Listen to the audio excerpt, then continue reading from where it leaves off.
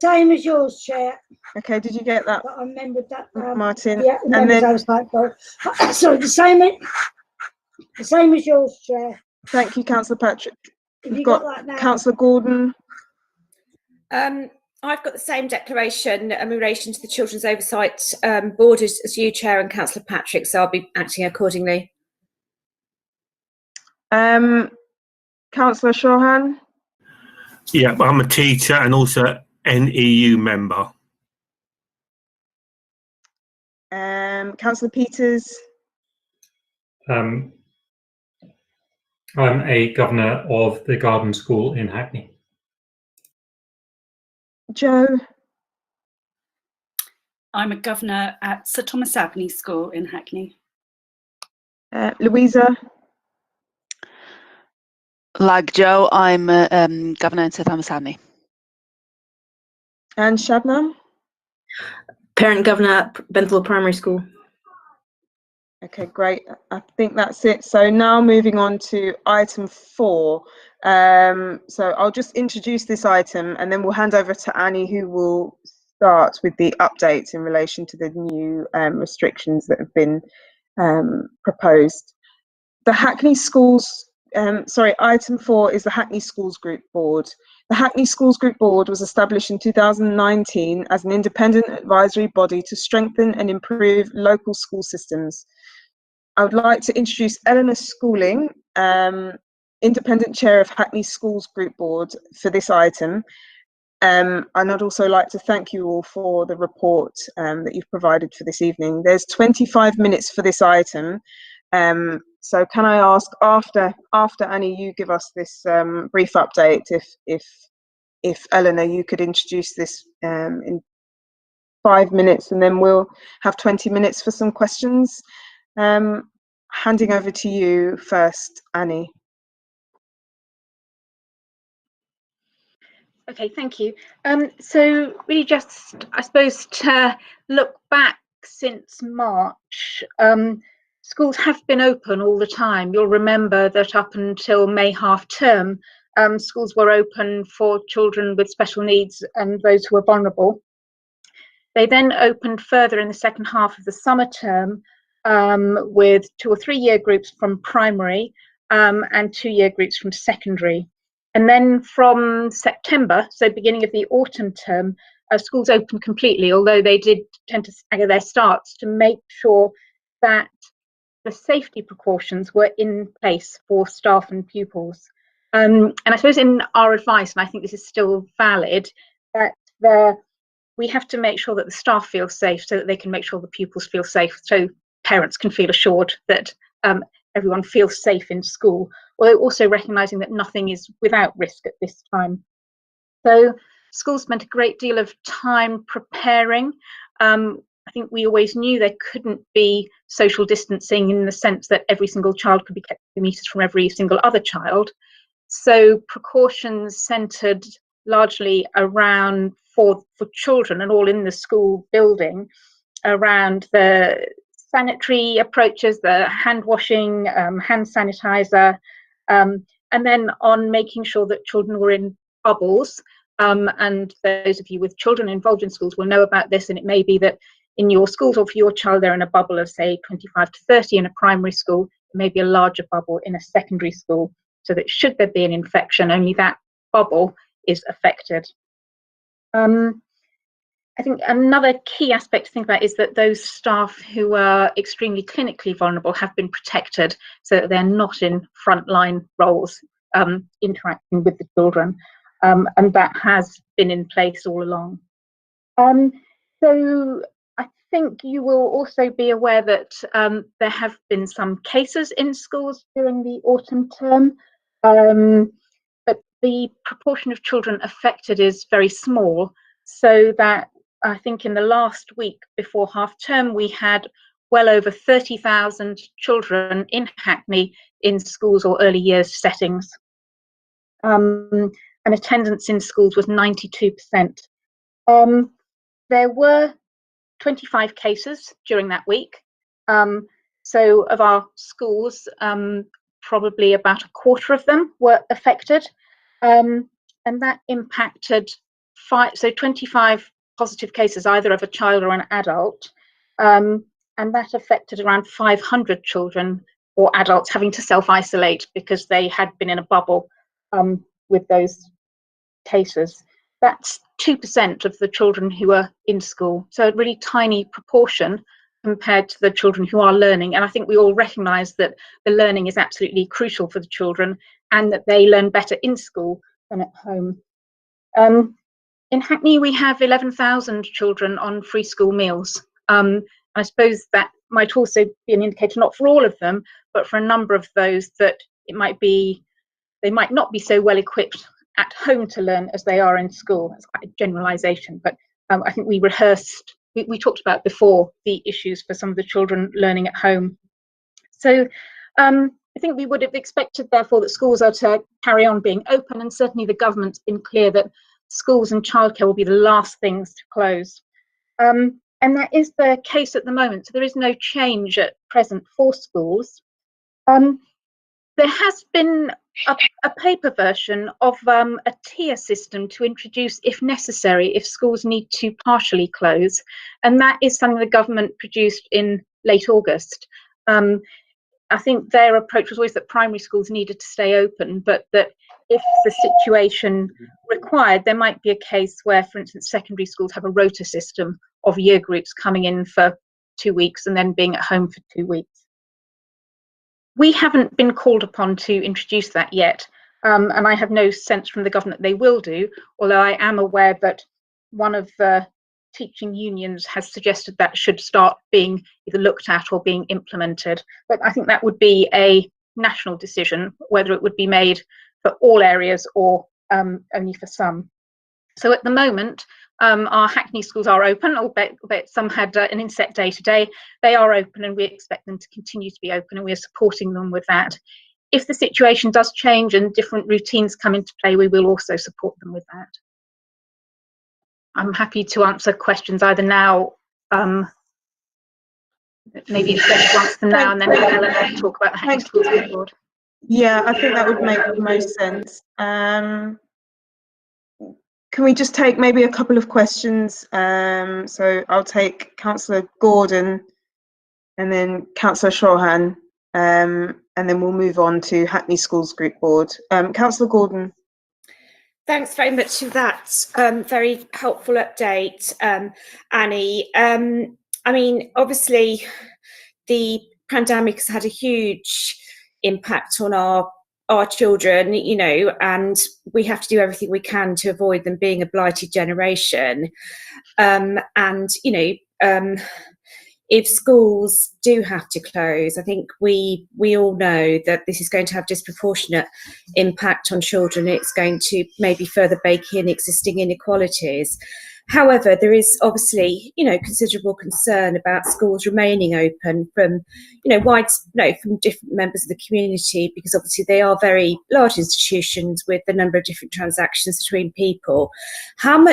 So I'll come on to my question, how much do we know about actual in-school transmission as opposed to cases in schools occurring from the community and then groups of students and adults having to self-isolate, and how much do we know about how effective those measures are in relation to students self-isolating when there are cases? Thank you. Thanks, Councillor Gordon. I don't have the figures, but I can get them this week and send them through to the group. I would say that of the cases, we do have a list, we're always informed about the cases, the very great majority are one-off cases in a school. There are some cases where there's been knock-on impact in the school. So for instance, I do know one school very early on where there were 3 teachers in the same subject area. And so clearly one had started with the infection, then passed it on to 2 others. But that, I would say, is the exception rather than the rule. And in most cases, it's one case. Where there is more than one, and I'm not a public health expert, so I can't remember whether it's once it gets to 2 or 3 that it becomes an outbreak, that public health then get more involved. I would say that those are the minority of cases rather than the majority. So it would indicate that from those figures, and I will get them to you, those actual figures, that there's not so much onward transmission in school. Sorry, yeah.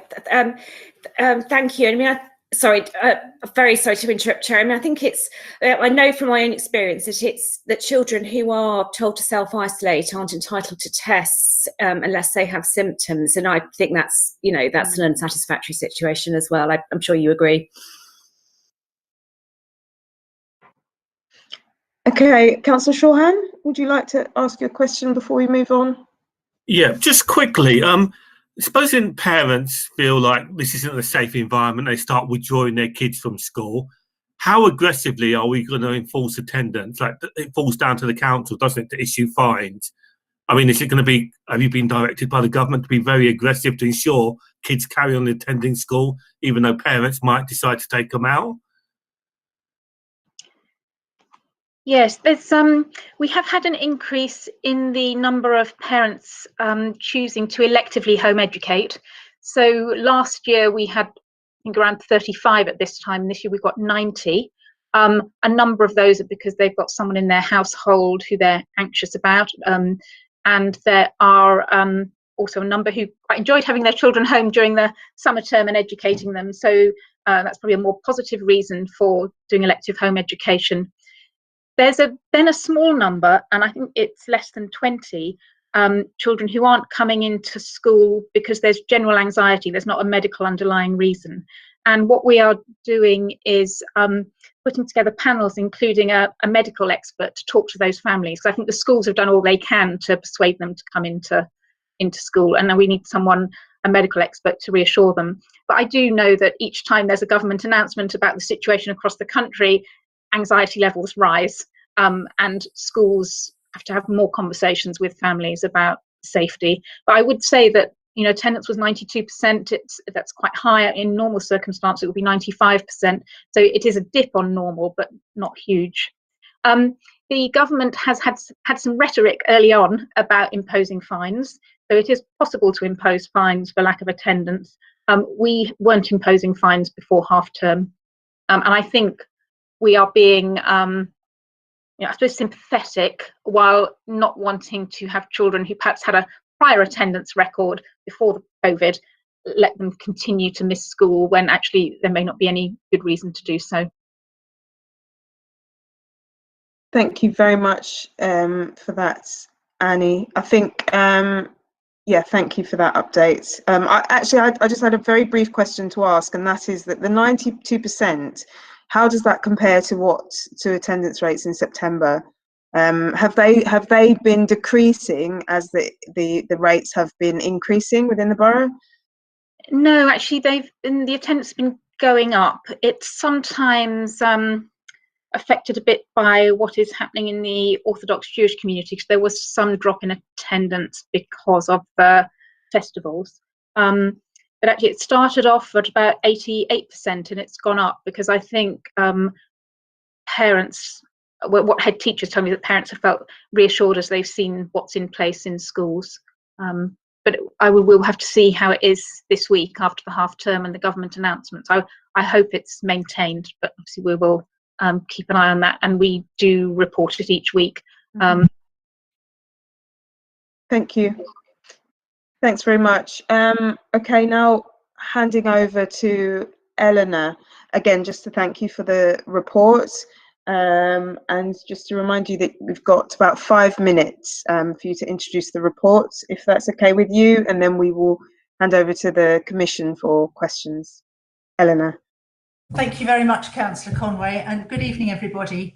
As you will be aware from the report, the Hackney Schools Group Board was set up to champion educational excellence and particularly to underpin inclusion and well-being for everybody, and particularly to create a climate of learning both with academics and with research, and also between schools, as a way of really championing excellence. Early on, we had a workshop where we agreed that our 3 priorities would be belonging for all, leading the curriculum in Hackney, and reading for all. And so we were very well placed. We'd just begun to think about how that work was going to proceed when the lockdown came, and we were actually very well placed then to do some work in a very different way from how we had planned before. So we did a piece of work with Professor Catherine Riley from the Institute of Education about leading in a new era, leading during COVID. And we did another piece of work that was led by some of the board members themselves and me about listening to parents talking about race. For both of these, what we wanted to do was to add value to the work that other players were doing anyway with schools, or other schools were doing anyway. I think the work with Professor Riley, which was also done with Islington and Telford and Wrekin, was very helpful for the 6 head teacher colleagues who took part, who were able to have an opportunity to learn from one another and to learn from colleagues in other local authorities, and to begin to think about how they tackled the really significant issues that they were facing, and quite often facing alone. So that work has had an initial report and is going to be expanded and extended into the coming year. The second piece of work, talking about race, listening to parents, came about because of the Black Lives Matters issues that arose in the summer. And some of our board members felt very strongly, not only broadly, but from their own personal perspective, that there was so much to talk about with children and so much to learn from parents that we needed to do something and work in a bit of a different way, because normally boards don't actually go off and do the work themselves. But it gave us an opportunity to listen to parents in a very new way. So we organised it with 6 volunteer schools. We organised it as Zoom meetings, which we were initially a little bit cautious about because we thought they might not be very personal, but actually became a very intimate way of talking to parents. And what we found was that with each school, a group of parents came to speak to us. They were speaking to us and not directly to the school, and I think that that enabled a more frank discussion. And what we found was that parents were incredibly candid with what they thought. They were incredibly thoughtful about what they expressed, and they had, most of them, a very, very strong confidence in the schools and gratitude to the schools for the work that was going on with their children. They talked to us poignantly about listening to understand. And I think of the many things that I heard, that was one of the things that really struck me and stayed with me, because this parent said, it's not about listening to immediately respond. It's about hearing what we're saying, understanding, and then maybe renewing how you think and how you approach things. And so a number of themes came out of the discussions. Each school could take the discussions and the record of that discussion away to think about how they would approach the views that parents had expressed. And we also, as you know, have written a report, which is some general issues that came across throughout all of the conversations. There were big issues around the curriculum, which is no surprise, I think, to anyone, about decolonising the curriculum, about understanding that Black history doesn't start and end with slavery. I think parents felt very strongly that there had been in the past some very tokenistic approaches to Black history. They talked a lot about their children really not knowing what Black History Month was and why was it only in a month. And I think some of those things have already moved on very significantly. They talked a lot about friendships across cultures and how schools make it happen. And one of the challenges actually for schools now, because many of the activities that schools do are not within the normal taught day. They are out of school additional activities that go on where all children mix in very different ways because they happen to have an interest in a particular after school activity. And one of the schools was really praised for laying on so many of those activities that there was something for every child to fit into. They talked a lot about friendships across cultures amongst the parents and at the school gate as well, and how parents can do much more to think about how they interact with one another and whether actually they are as welcoming as perhaps they could be. There were issues that will not surprise you about people of colour as school leaders, and a very thoughtful parent who said, well, you know, I grew up in the Caribbean, and in the Caribbean actually all of the people in power were black already, and so there wasn't the same issue about role models and expecting to grow up to be somebody who is in a powerful position later in life, because they were there already. And in a way, some of the other things about very white television and very white resources didn't matter quite so much, because one counteracted the other. They did talk also about schools being a very good leveler, and that generally all children are treated the same as their peers. They challenged, I think, a lot about adult biases and behaviours at the school gate, which again I think is something that schools wanted to go away and to think about. But my overriding view of all of it was, I've been working in schools and other sections of education for a long time, and I was saddened and disappointed that we were still trying to make progress with things that 35 years ago we've been trying to make progress with. And I was saddened that some of the brilliant resources that are there that show a whole range of backgrounds and cultures and children and adults are not always uniformly being used in schools, which was really surprising. And I think most importantly, I can only say really saddened that so many children are told before they go to school it's going to be more difficult for you because of the colour of your skin. You're going to have to work harder, you're going to prove yourself more because it's not the same for you as it is for other children. And I felt that was a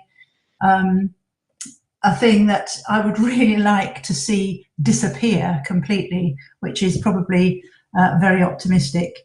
I also thought that policies often have unintended consequences. So there are some schools already that are now thinking about their policies and whether they need to review how they're implementing their policies. Their policies may be very good and sound policies, but the implementation of them may actually affect different groups of pupils in school in different ways. And so that's part of our next piece of work. So we're going to continue the work with the model of 6 schools and listening to parents, or 6 schools and working on other issues. So that will start for some of the schools that haven't had the opportunity to do this yet. But we're also going to do some work on policy implementation and how that affects different pupils in different ways, because there's some thought that schools would like to give to some of that. So I think I'll stop there. Hopefully I haven't taken more than 5 minutes. Maybe I have. Thank you very much for that, Eleanor, and in particular for telling us about the listening to parents talking about race exercise. It sounded like a really informative session for you to all be having, and it's really reassuring to know that parent voice has contributed towards the work that you've been doing as a board. Okay, now I'm going to open up for questions now. Do members of the Commission have any questions that they would like to ask Eleanor on this item? So I have Councillor Patrick. I'll take 2 at a time. If you can just try and be as concise and stick to just one question. I have Councillor Patrick and then Councillor Potter. Councillor Bramble, did you want to come in before questions? Yes, please, Chair. Okay. It was just to quickly say that I had decided after talking to Cabinet colleagues to set up the Hackney Schools Group Board, and the officers really made it come to light.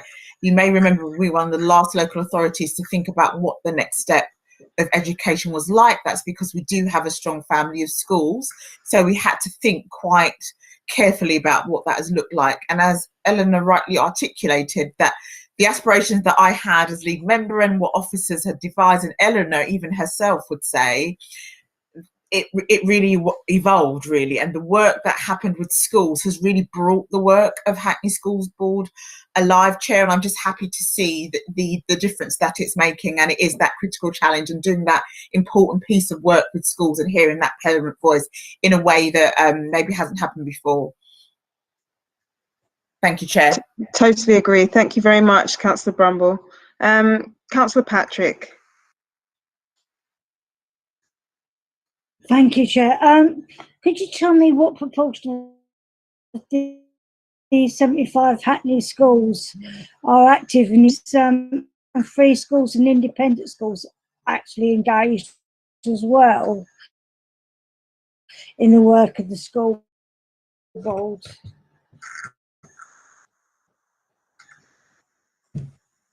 Thanks. Okay, and then Councillor Potter, did you get that, Eleanor? Because I think you were breaking up a bit, but Yes. I just about got that.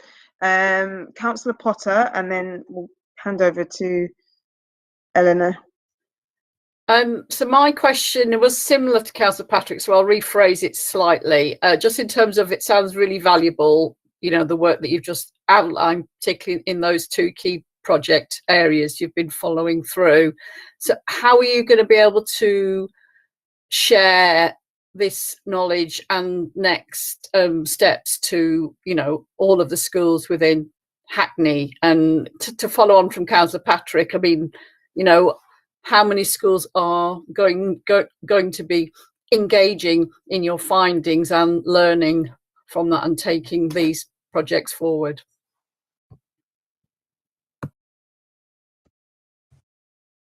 Okay, thank you. So first of all, the project that we did on listening to parents had academies and free schools and federations of schools involved in, and they were primary and secondary. So that's a model that we want to stick to. So when schools volunteer, we try and get a good cross section across all of those. I think it was really valuable saying that we did have that cross section, because it's very easy for schools to slip into, well, our academy group will solve this problem or our federation will solve this problem, rather than sharing it. On the board, we obviously have independent board members who come from academies as well as from schools. We have head teachers who are executive heads of federations. So there is a real mix of people on the board itself, as you will see from the report. And then in terms of learning from this, we started with 6 schools working with Professor Riley, 6 schools working with us on the parents. We've got another set of 6 schools who volunteered to do the work with their parents, another set of 6 schools who want to look at their policies. So it's building, and I would hope that well over half of schools soon would have been involved in one project or another. What we also do is we write up our findings so that those can be shared with others. And in addition to that, we're also going to hold a session for all head teachers in the new year, the new calendar year, so that they can then find out from their colleagues what was learned and what they could take forward from that too.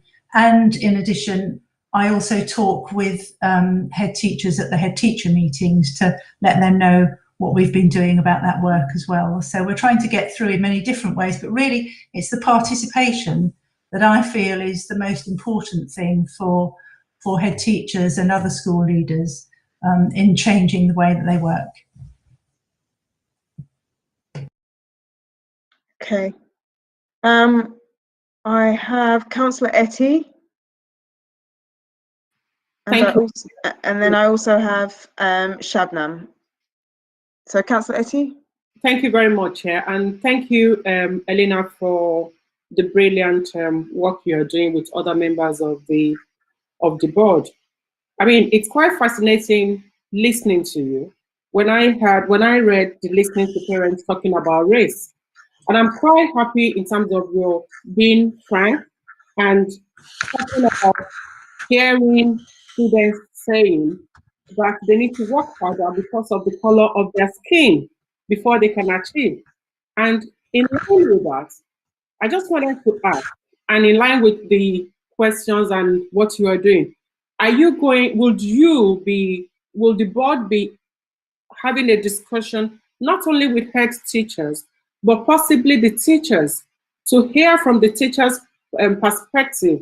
They are the ones teaching these children. What are their observations? What have they seen? I think it might be different from head teachers because they are hearing directly from the parents. So I think it's good to hear from the teachers apart from the head teacher. I would just want to think we'll be able to get much more information and also getting this forward.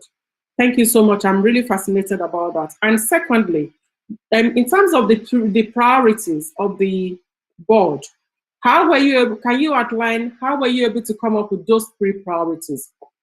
I really want to, just a brief more explanation on how you came about those 3 priorities. Thank you very much.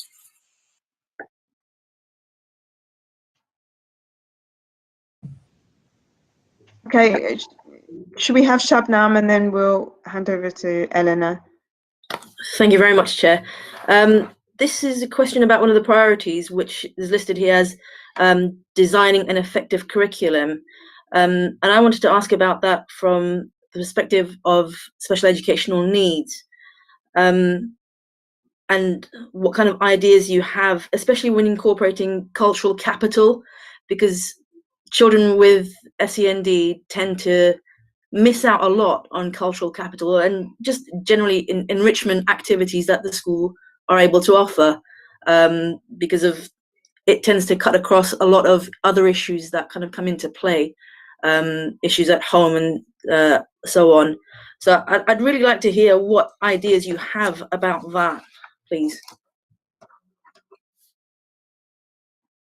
Okay, so I'll answer Councillor Etty's questions first. So you're absolutely right about the teachers. And what we have done is we've asked each school that have taken part in this to go away and think about what they're going to do.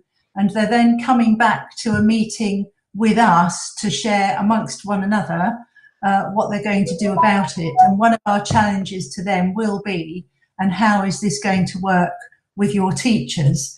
Because you are, I think, absolutely right. Everyone has a different response to this, and teachers will have a particular response as teachers, but also as individuals. And I have talked about this report with many other colleagues and friends that I know, and they don't all have the same response to this, and they don't all say, well, this is how I would bring up my child. And some of them say, I've never heard anyone saying you have to work harder. So there's a huge response to all of this. And I think it's about getting to the teachers so that they can come up with their own responses and their own thinking about it, which will really start to make a difference, particularly if the schools then take it and review policy implementation, because that's really where you start to involve the teachers themselves into how they're implementing individual policies, such as the discipline policy or policies on how children are rewarded, or at what point you worry that a child has special educational needs and so on. So that immediately starts to involve the teachers as well.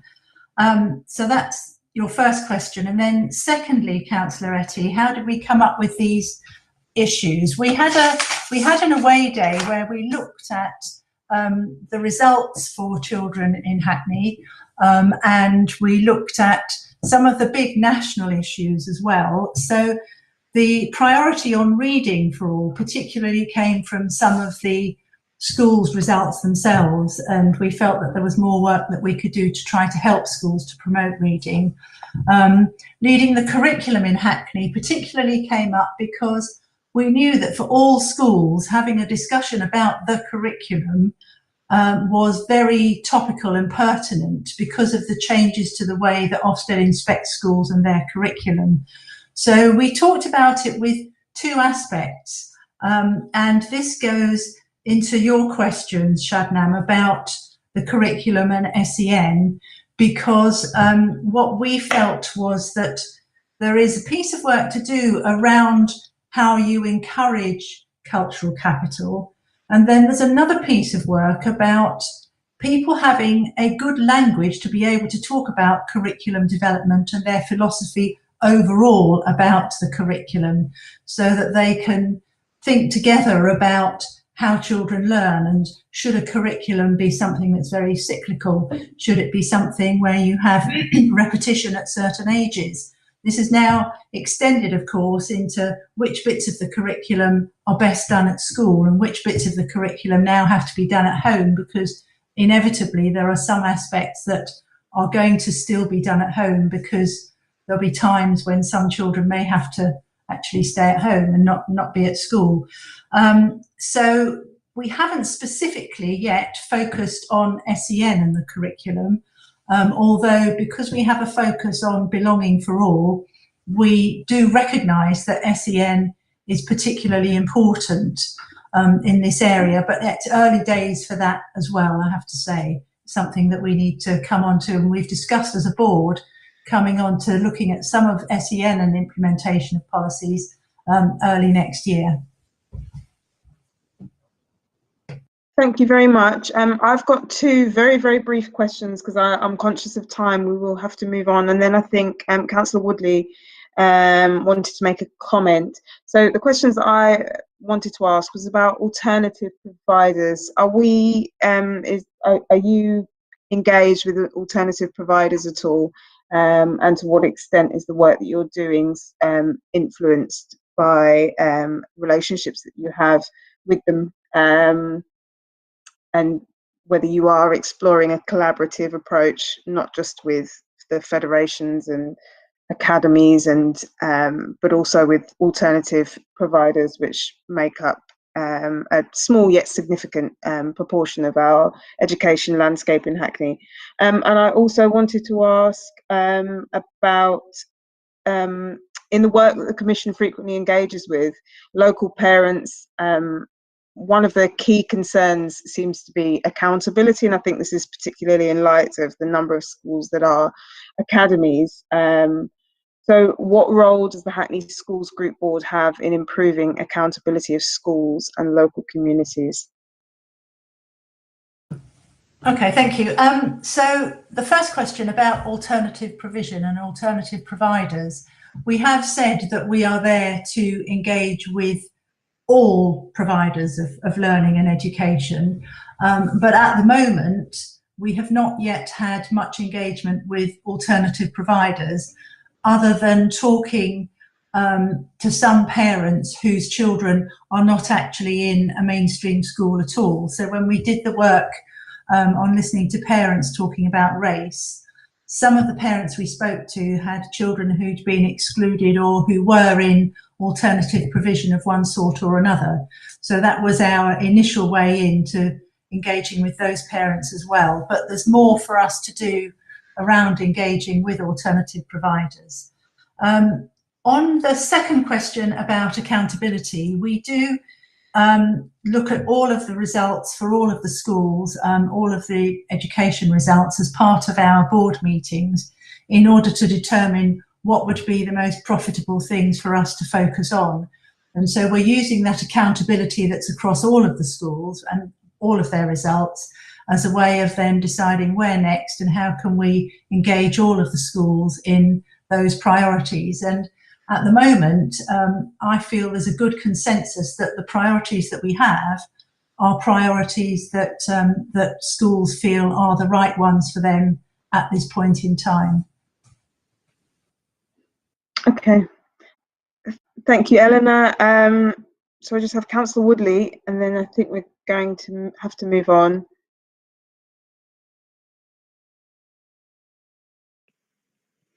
Thank you, Chair. I'll just be very quick. I just wanted to say it's quite poignant to be receiving this report as the new restrictions are coming in. If you read the sort of Compassionate Leadership for Place and Belonging report, very much of it is about how teachers had to adapt and understand and to be seen as areas of knowledge and expertise in an unprecedented situation. And I think that sort of community of belonging was so important for them. And we saw this as well in our conversations with teachers with special educational needs schools. I wanted to comment really on a table in that report, which is headed A New Normal. When we're talking about cultural capital and SEND and better ways of inclusion, there are some really interesting pointers in that table, which I hope would be kind of part of a more permanently compassionate and inclusive culture beyond SATs. Flexibility and mindset of change in terms of new ways of thinking and acting. And again, I think very much about behaviour policies in that regard. And focus on building community, so good communications with parents and staff. Well, never has that been more important. So I think as we go into this sort of second period, there's a lot in that report to reflect upon and revisit perhaps. And that's that. I just wanted to flag that for members before we moved on. Thank you, Councillor Woodley. I think going forward, I think it would be really interesting for us to hear from you again, perhaps during the next municipal year, to have a further update, because I think your work is still very much in its early days, and it would be really, I think, especially post-COVID, if there is ever going to be such a time, it would be useful for us to look at your work in a different context, or their work, should I say.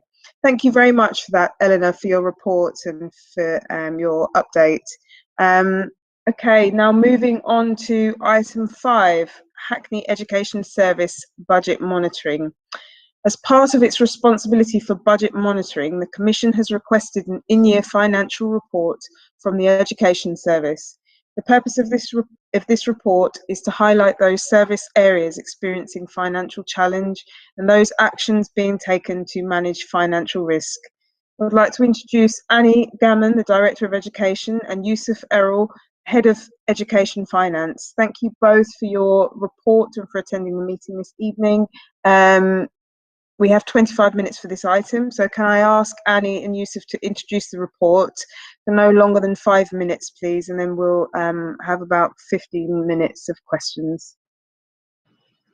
Okay, thank you. I'm going to speak briefly first and then hand over to Yusuf, who will add more detail. And really what I wanted to do was draw your attention to the table, which I know you'll have looked at on page 2 of the report. And you'll see some large figures there. The majority of funding that sort of flows through Hackney Education gets passported on, with the larger amount going to our schools, so that they can function and provide the care and education we've talked about to our young people. That's the 133 million. And then 2 other large amounts there are the 41 million early years, early help and wellbeing, and that largely, but not entirely, goes to maintain the early years settings and the 2, 3 and 4-year-old funding. So again, it's sort of passported through us to those settings. And then the high needs, which I think Yusuf will talk more about, where the largest proportion of that high needs funding goes to provide for our children with EHCPs, either in mainstream schools or in independent schools. So those are 3 key areas for us to look at. And then I think Yusuf will talk further about some of the other areas. So Yusuf, I'm going to hand over to you. Thank you, Annie, and thank you, Councillor Conway. Good evening, everyone. Nice to be with you this evening, and I hope you're all keeping as safe and healthy as possible. Councillor Conway, I'll try and be as brief as I can, but if I get to a point where you think too much and we need room for questions, then stop me and we can move on to questions. Some of you may be familiar with some of the figures that we have shared today. However, I'm going to assume no prior knowledge or very little prior knowledge with the education budget, and I'm going to go through some headline information that I think would be most helpful for you in understanding Hackney Education's financial position. Then I'll try to answer whatever questions that you may have. In the event there are questions where I don't have ready access to the detail, I'm more than happy to follow these up after the meeting and get back to you via Annie and or Martin. Let me start by mentioning some key exclusions or some exclusions from the report which may interest you.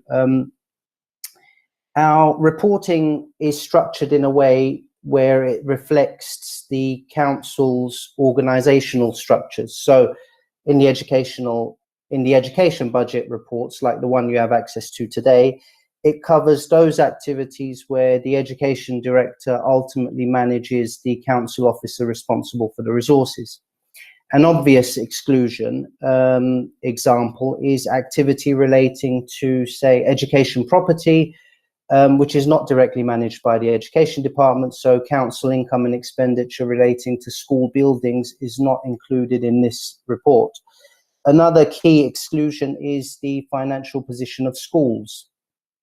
Whilst the report covers the main budgets for maintained mainstream schools and maintained special schools, the report's projections are based on the schools grant that we receive and the schools grant that we delegate or transfer to schools. Once the money moves across the schools, we do not, in this report, cover any issues or risks in particular schools. I'll move on to the report quickly. Annie mentioned table 3.1. This summarises the net budgets which come to a net total of £25.7 million. This is the figure that should be reported in other council reports, which I believe you or some of you have access to. The Hackney Education Department is made up of 4 divisions, which are listed in the top 4 rows of that table. These are high needs and school places, education operations, early years, early help and well-being, and school standards and performance. Then on separate rows, we have budgets that don't fall that neatly into one of the 4 divisions, such as the delegated budgets for maintained mainstream schools. You'll notice that the budgets, and Annie mentioned this, for high needs and early years are very significant. I just think it's worth repeating the point that, like Annie said, the majority of the budgets in these 2 divisions are budgets that are delegated or devolved to schools and settings for things like high needs pupils, free early education for 2-, 3- and 4-year-olds, and funding for children's centres. The main current issues and risks are covered in section 4 of the report. However, in the interest of time, I'll focus on the issue that has the greatest impact on the future viability and sustainability of the department, and that is the cost of special educational needs provision.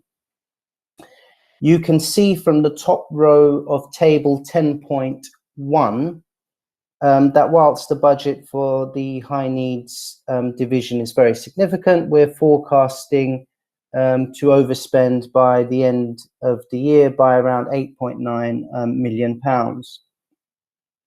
I think that you are probably aware that we are not alone in reporting funding issues and risks regarding SEND. Data from other local authorities and from London councils regularly report significant pressures in SEND. In fact, it seems to be the case more and more that there's a suggestion that SEND cost pressures are the main reason affecting some whole councils' financial sustainability. I couldn't lay my hands on the data just before this meeting, but I'm happy to circulate that after if it's of interest. In terms of what we're doing as a response, we participate in cross-local authority lobbying for further funding.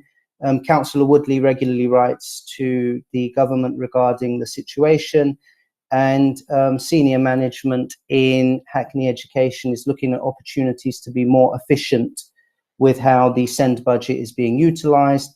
For example, exploring options for the development of more in-borough provision to reduce the reliance on expensive out-of-borough independent provision. I think I'll stop there because I've probably gone above my 5 minutes, and just to leave time for questions. Thank you both. Do we have any questions from the Commission? So I have Joe. Okay, let's start with you, Joe, and if others can indicate in the chat bar, please. Thank you very much for the report. I know that the SEND budget issue, as you say, is not a Hackney problem alone, but I wonder if you could outline in more detail where the forecast savings, efficiency savings would be. And also I'd be interested to know what, even if very early plans are being made for more provision in borough to meet the needs of this group of pupils. And I suppose the big question is, how do we square continuing to meet the needs of this group of vulnerable children whilst also trying to reduce the budget? How do we square that circle? Shall I start answering that, Yusuf, and then perhaps you come in, and Councillor Woodley may also want to comment. I think there are two main things, but maybe three, for us to think about where over time savings might be made. One area is that the number of children with EHCPs has been rising year on year, really since EHCPs replaced statements of special needs. And when a child has a statement, it's not a cost for a year, it's a cost for the time of that child in education.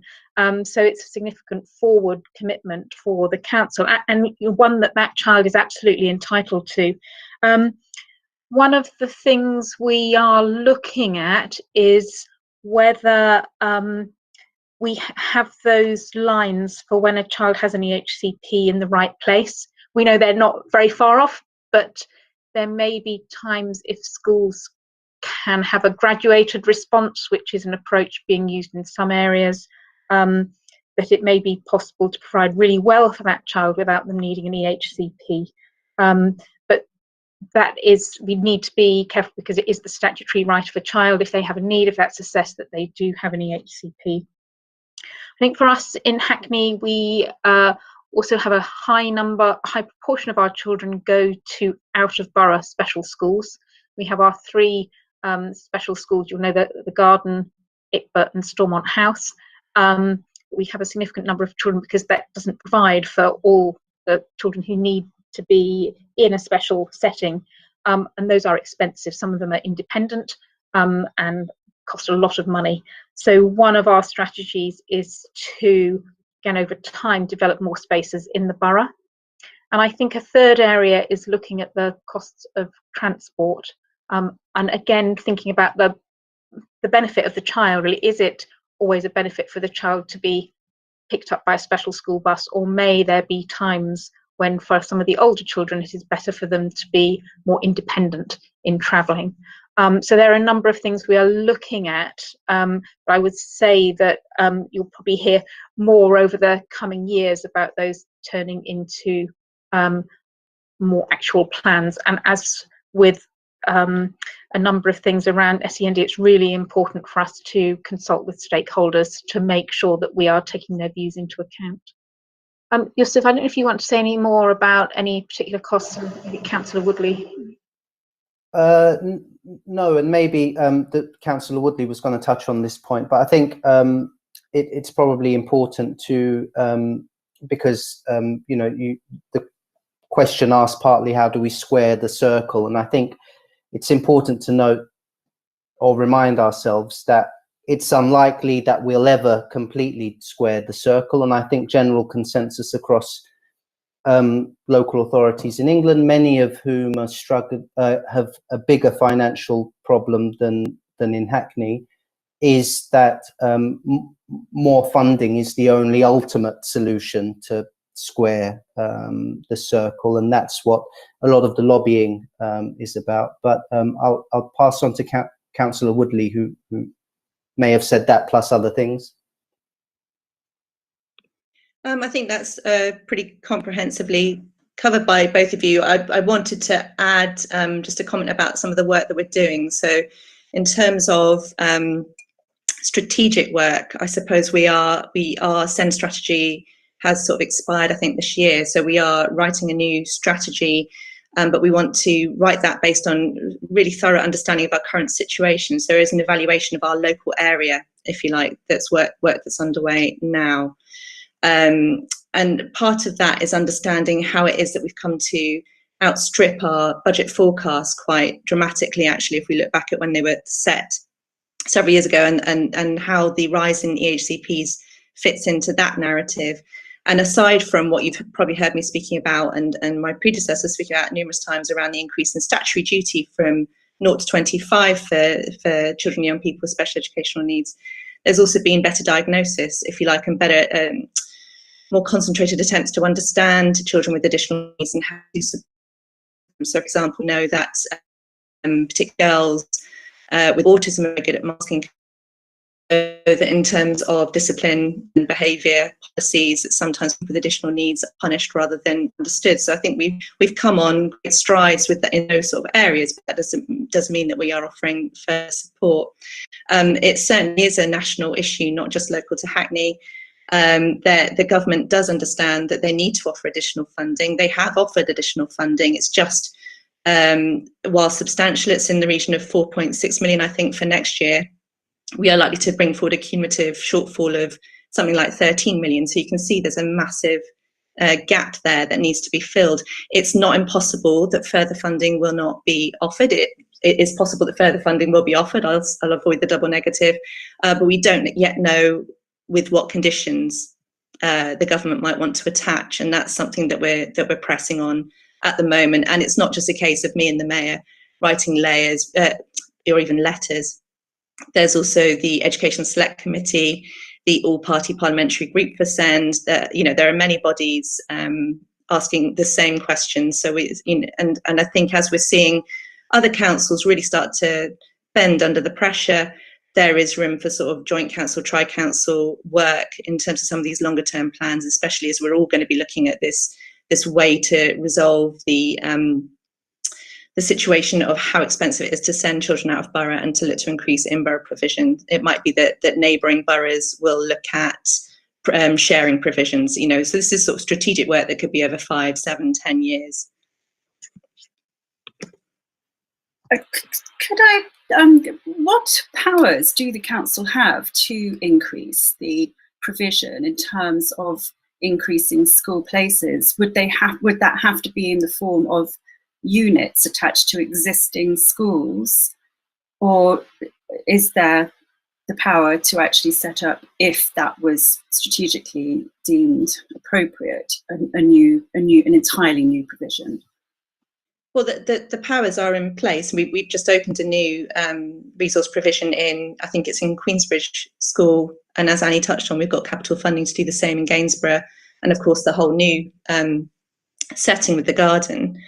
But it's having the resource not only to kind of create new spaces, but then to be able to maintain them and ensure that we can maintain them over some time. As Annie was sort of saying, once we identify a need, it's not a need for 1 year. It's the need through to age 25 and beyond. Annie, you might want to add to that. It's only really that we can expand existing provisions, and indeed that's happening with the garden, onto a new site, a site that's owned by the council. But if there was to be a brand new school, it would have to be, under current legislation, a free school or academy. Actually, sorry, I think perhaps we ought to check that and come back, because they did have a funding round last year or the year before for special schools, which was slightly different than the rest. So maybe Councillor Woodley, I'm sorry, it was Joe, wasn't it, with a question? Can we just check that before we come back to you? Thanks. Okay, great. Right, can I have Councillor, we've got questions from Councillor Potter, followed by Councillor Gordon. Thank you, Chair. I was just going to ask about the children's centres. In the report, I noticed that was mention of possible compensation that might need to be paid to school-based children's centres for the loss of childcare income. So has there been any modelling on, what these costs might be, and does this current situation impact on the viability of school-based children's centres going forward?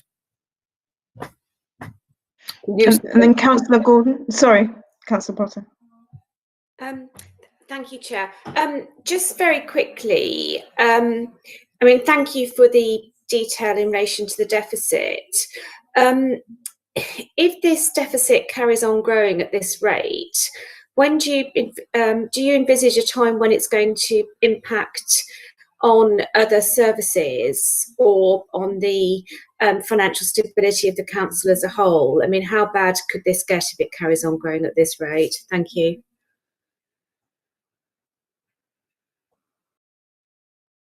Shall I answer the point about children's centres, and I might bring Anne in on the larger point? Yes, please. So there are two aspects of the concerns about budgets for the school-based children's centres. One is that they have been running on tight budgets for some time, so struggling to make sure that their provision was okay within the budgets we've been setting for them. So we are doing a review of that, and we do need to come out with a sensible solution. The other point is that they have lost fees during this period of COVID. We are aiming, although we're not sure if we're going to be successful, to recoup that money from central government because it is a cost to the council linked to COVID. Yusuf might have more up-to-date information than me, but I think the last I heard was that we hadn't heard whether we would get that money back. Yusuf, is that right? That's correct, yes. We haven't heard yet, yeah. And I think the other point in terms of making sure that the children's centres are viable in the long term, we are reviewing the whole early years strategy, and children's centres are a key part of that. We will be presenting that at some point in the next year about our making sure that we have a really viable, good offer for early years moving forward. And do you want to come in on the wider impact on council finances? Yes. Thank you, Annie. It's probably worth, just before I answer the point, putting in the context where, as a local authority, we have been very aware of the SEND pressure for some time and managed it very carefully. So there are loads of local authorities now that are, being much more attentive to the issues and the pressures of SEND. So we have anticipated that and are trying as best we can to be clear about the reporting of it and the noting of the overspend. So it's not an ongoing surprise to us. If I'm honest with you, I can't answer the question, unless central government invests in the shortfall for the resourcing of SEND, almost every local authority is heading to a critical financial situation with it. And there's no way I can sweeten the answer to that. The fact that we're very well informed of where the money is spent and it's very well accounted for, and people like Yusuf and his colleagues keep a real grip on it. The fact is, across the country, it's just an underfunded resource. I think we're in, like many local authorities in London with a diverse population, and in fact with high rates of poverty and quite, we're very under a lot of demand for the resource. But I don't know what the answer to it will be. Just the continued and relentless lobbying at all levels for the money.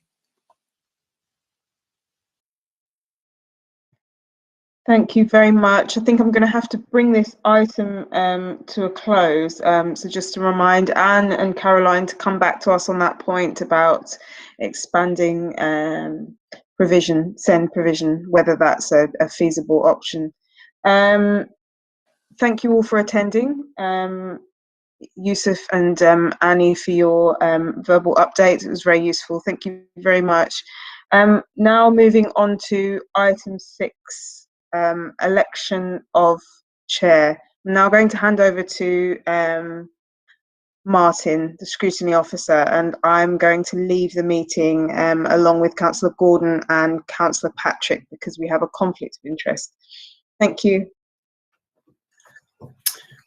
Just like to, from the rest of the membership for the of the Children and Young People Scrutiny Commission, can I take a nomination, please, for the chair for item 7, please? I nominate Councillor Etty. Please. And seconded. So I'd like to hand over to Councillor Etty, who will chair this item on the Ofsted Inspection Action Plan. Thank you very much, Martin. Thank you to James and Katie for nominating and seconding. Item 7 is on Ofsted Inspection Action Plan. We have about 45 minutes for this. And Ofsted Inspection Children's Social Care Services in Hackney in November 2019. And the outcome of the inspection was that the service required improvement in 3 areas, which were impact of leaders on social work practice, experiences and progress of children who need help and protection, and overall effectiveness. In response, Children and Family Services drew up an action plan in May 2020, which is contained under item 7 of the report pack. An update of how the Children and Family Services is progressing against the action plan is contained in pages 9 to 12 of the Children's Social Care Annual Report, which is at item 8 of the report pack. We have Anne Canning, Lisa Aldridge, and Hugh Bevan to speak with regards to this. We have 45 minutes for this item, and can I ask officers to provide a brief overview of progress against the action plan for a maximum of 10 minutes. Then we can have 30 minutes for questions and summing up. May I ask Councillor Bramble, would you like to introduce the item, Councillor Bramble? Thank you, Chair. I'll just say a few words. As you know, when we were Ofsteded, unfortunately, Hackney had gone down a grade in terms of Ofsted. So what we thought would be helpful as members to set up a body to oversee the work and the progress of that. The Mayor and I co-chair that. So he would want to send his regards to this item as well. And what we've found is on that monthly update, it gives us an opportunity to really interrogate the plan and the approach going forward, and to provide a robust challenge, but also a deeper understanding to be able to feel confident that we are moving in the right direction, and how the service responds to up and coming issues, for example, COVID and all of what's happened around Black Lives Matter, for example, Chair. But I'll hand over to officers to elaborate a bit more. And I want to thank colleagues that sit on that and do that work. I know there is lots of paperwork and a lot to go through, but their insight and their voices on that board, I truly, as one of the co-chairs, appreciate that. And the Mayor extends his thanks too. Thank you, Chair. Thank you, Councillor Bramble. So, yeah. So shall I start? Thank you. So thanks everybody for this opportunity to talk about the progress against the action plan. And I know we've enclosed our progress in the annual report, the full year report to members, and they're so inexorably linked that it's difficult to pull them out. But I shall do the action plan first, and then my colleagues Hugh and Lisa, who are with me on the call tonight, will answer questions, and then we'll move on to the next item. So I make no apology about the fact that they're so linked, but it's sometimes we might be straying from territory from one to the other. Probably the first thing I want to say is on page 8 of our full report, that just the page before the action plan, it shows a graphic representation of in particular at the centre, the Children's Leadership and Development Board, and all the kind of governance of the work of that's brought to that board. And I probably just want to make a point to be clear. This is a governance map, and it's not a reflection at all of formal decision-making structures or scrutinies role in the formal governance structure of the council. So whilst the Children's Membership Oversight Board doesn't report into CYPS, there is, of course, a natural avenue for information.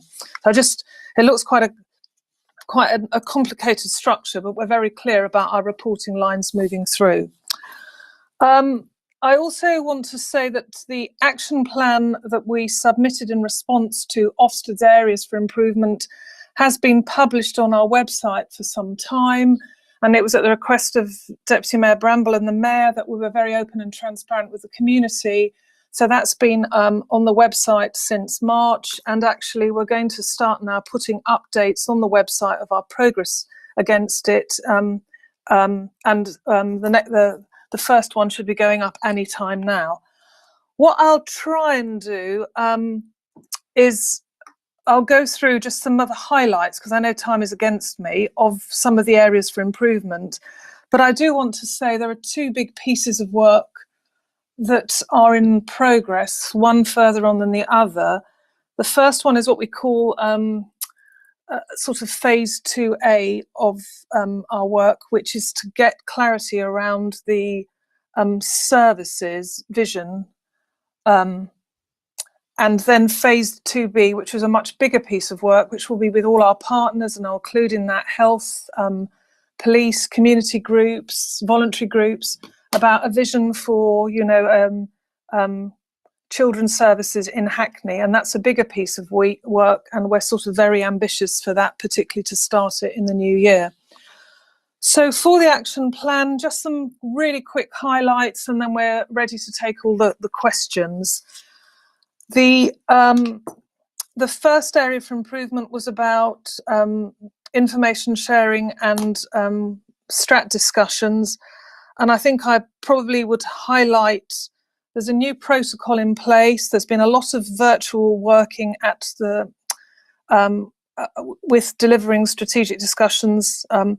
And of particular note in this area is the work that was accelerated through COVID about the involvement of Hackney Education at that very early stage when queries come in to children's services. And I think that's probably one of the success stories of that areas for improvement, and actually the work of close working with education and the Children and Family Service is continuing now. Under the second one, about living in neglectful circumstances, there was a big practice week, which was probably better attended than ever because of the virtual nature of it. And there's a new risk assessment that particularly focuses on the impact of cumulative harm. And I think that's been a real area of focus for service development since the Ofsted inspection in November.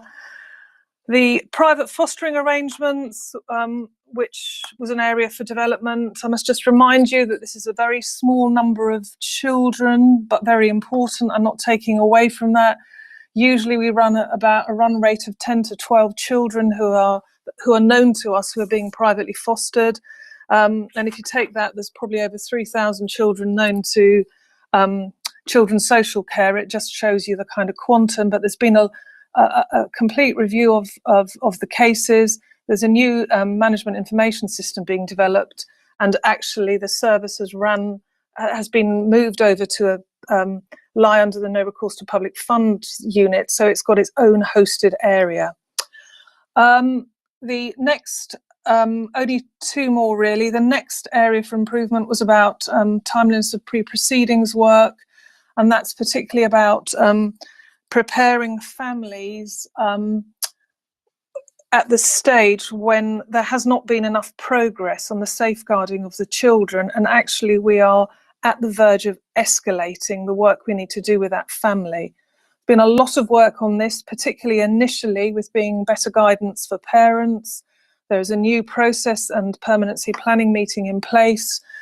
And we're working very closely with legal to make sure that we develop best practice across both children and families and legal, so that when we externally work with the courts, we make sure the experience of the children and their families is as efficient and as effective as possible. area for improvement 5 was about children who are home educated, and this is very timely, particularly in light of COVID and some of the comments Annie's made about the increase. But we've got a much better protocol in place. Some of the training we wanted to do has been delayed because of the ability to deliver it during COVID, but there is a much clearer methodology from Hackney Education to assess families about the quality of the educational provision they are going to provide to their child for if they're home educating. And the last one, which is about the effectiveness of management oversight of leaders at all levels. I'm sure questions will come on this, but there's been an awful lot of work done in the service to both improve the practice, to describe what's expected of good practice across, and work with colleagues and train them. Been an awful lot of auditing work that's done, including a particular project recently of Side by Side, where leaders worked with social workers looking at cases and reviewing them in a practice development or a strategy, so they could sit down and know very domestically what's happening with cases, particularly during COVID.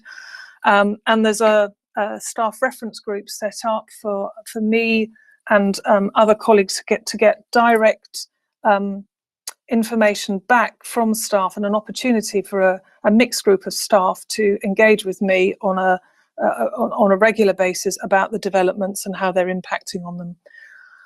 I think my time's up, Councillor Etty. I could go on, and I think it's much more worthwhile that I particularly bring in my colleagues and respond to your questions from members.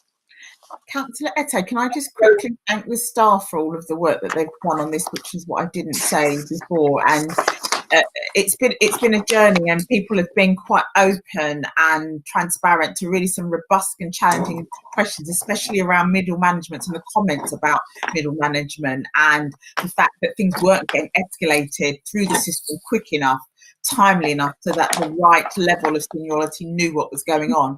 And everyone has embraced that, and it's been really open and transparent, and staff have had workshops, learning sessions, and I've been invited to meet staff to talk to them and to talk at those sessions as well. So I just really want to commend the work of the staff and the way they've embraced this to move forward for our children and families.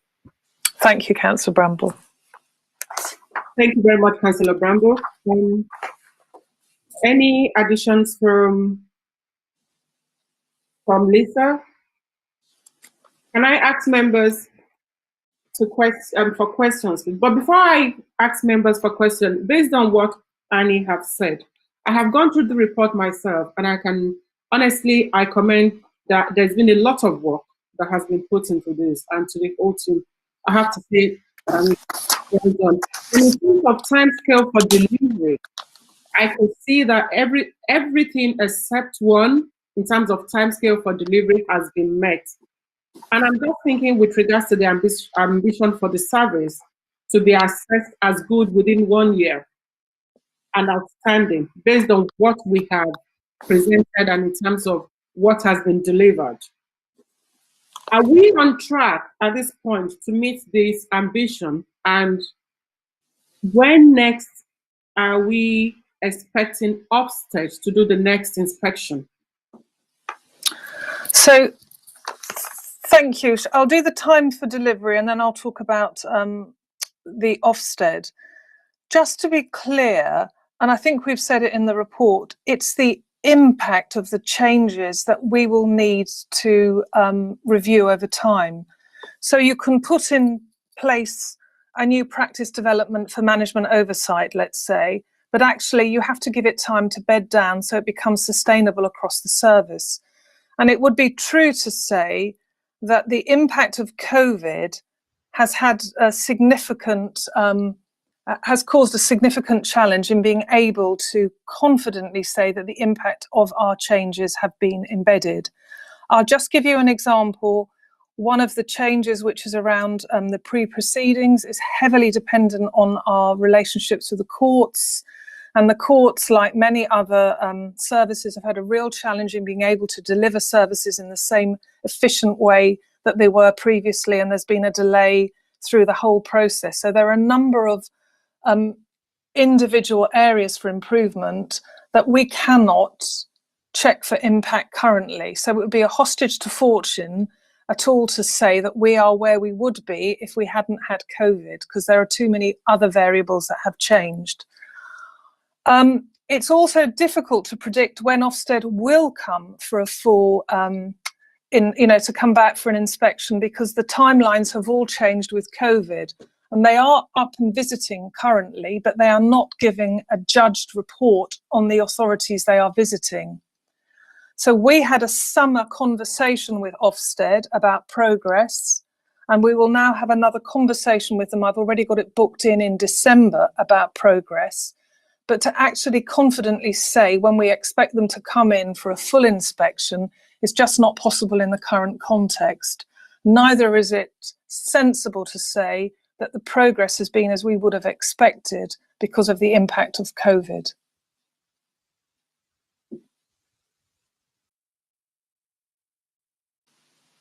Thank you. And Councillor Peters, please. Thank you. Presumably the same applies for the peer and external reviews that and audits that we've got planned for to make sure that we're making the progress that we want to be making. But I guess those haven't started happening yet. But could you tell us a little bit more about them and who's doing them and that sort of thing? So I'll hand you over to Lisa, if you don't mind, Lisa, for that.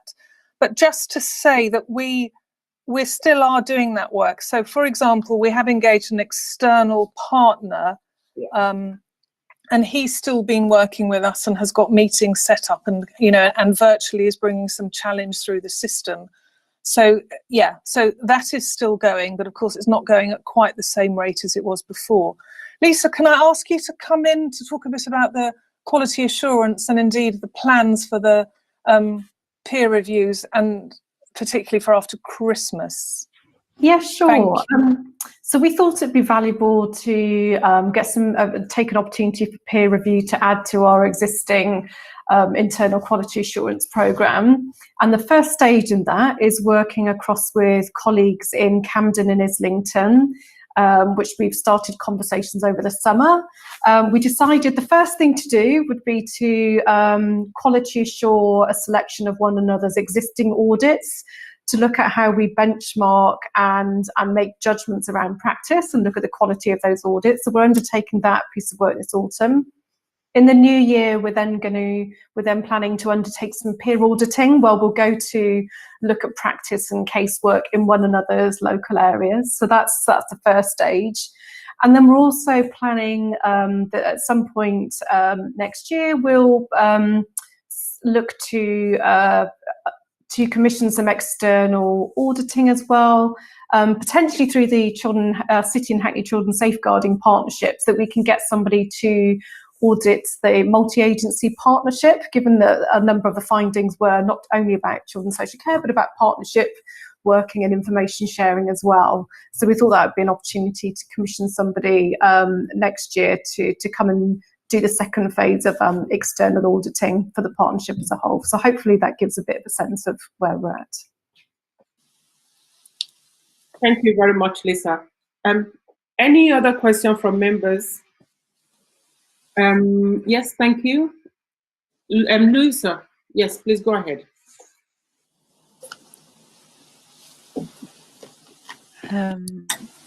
Thank you. I guess the first thing to say is kind of how struck I am by the amount of work that's been put in place. It's a difficult job any time of the week. During a pandemic, it can't be easy to be going through this. Two questions really. One around caseloads. I know that they're higher than the average in London. Are they where you want them to be, or is this linked to a recruitment issue? So do you have an ideal caseload, and if so, how does it differ from the caseloads you currently have? And the second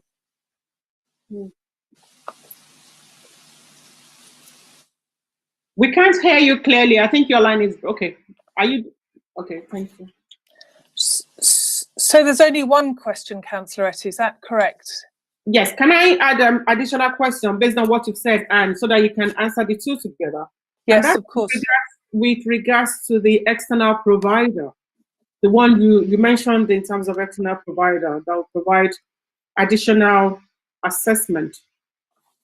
Could you just provide further details in terms of the process, how that is going to work? Thank you. Thank you. So Councillor Etty, I'll answer Louisa's question first and then come through.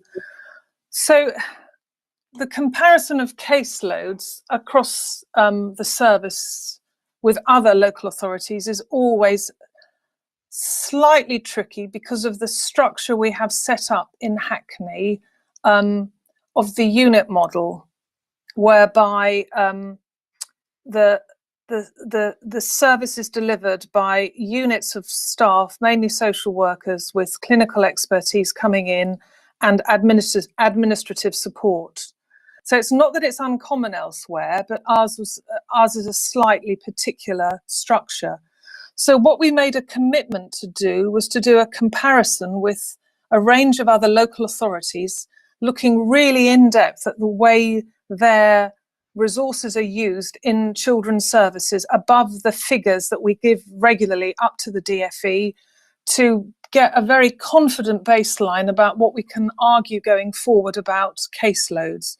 It will be absolutely true to say that for social workers, unless they have a reasonable caseload, and we're a service that's very, very busy, they don't have time to do the direct work with the families, which is what this is all about. So, that as a result of the Ofsted inspection, we did get some additional money from finance to support us with managing the kind of pressures on the service. And there are things we are trying to do with the service.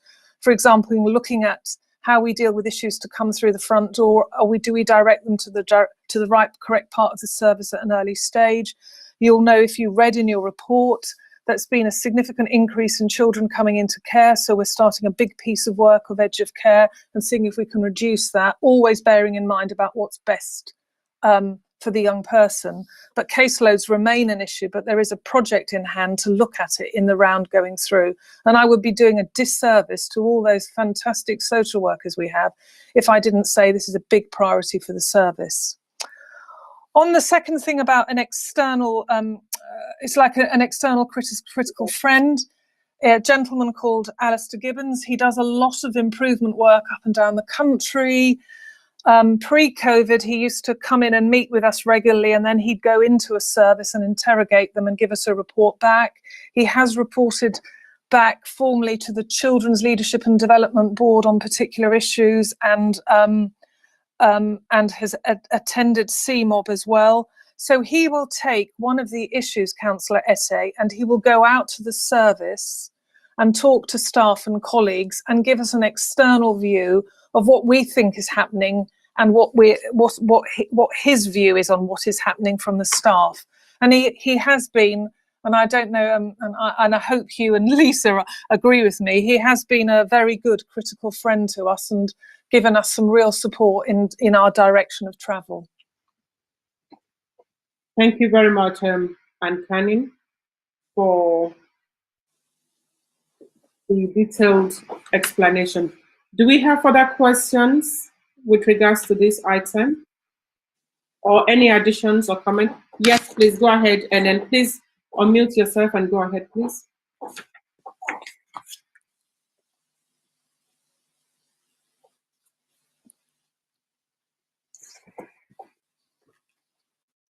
The model that you've adopted in auditing your nearest partner, which is Camden and Islington.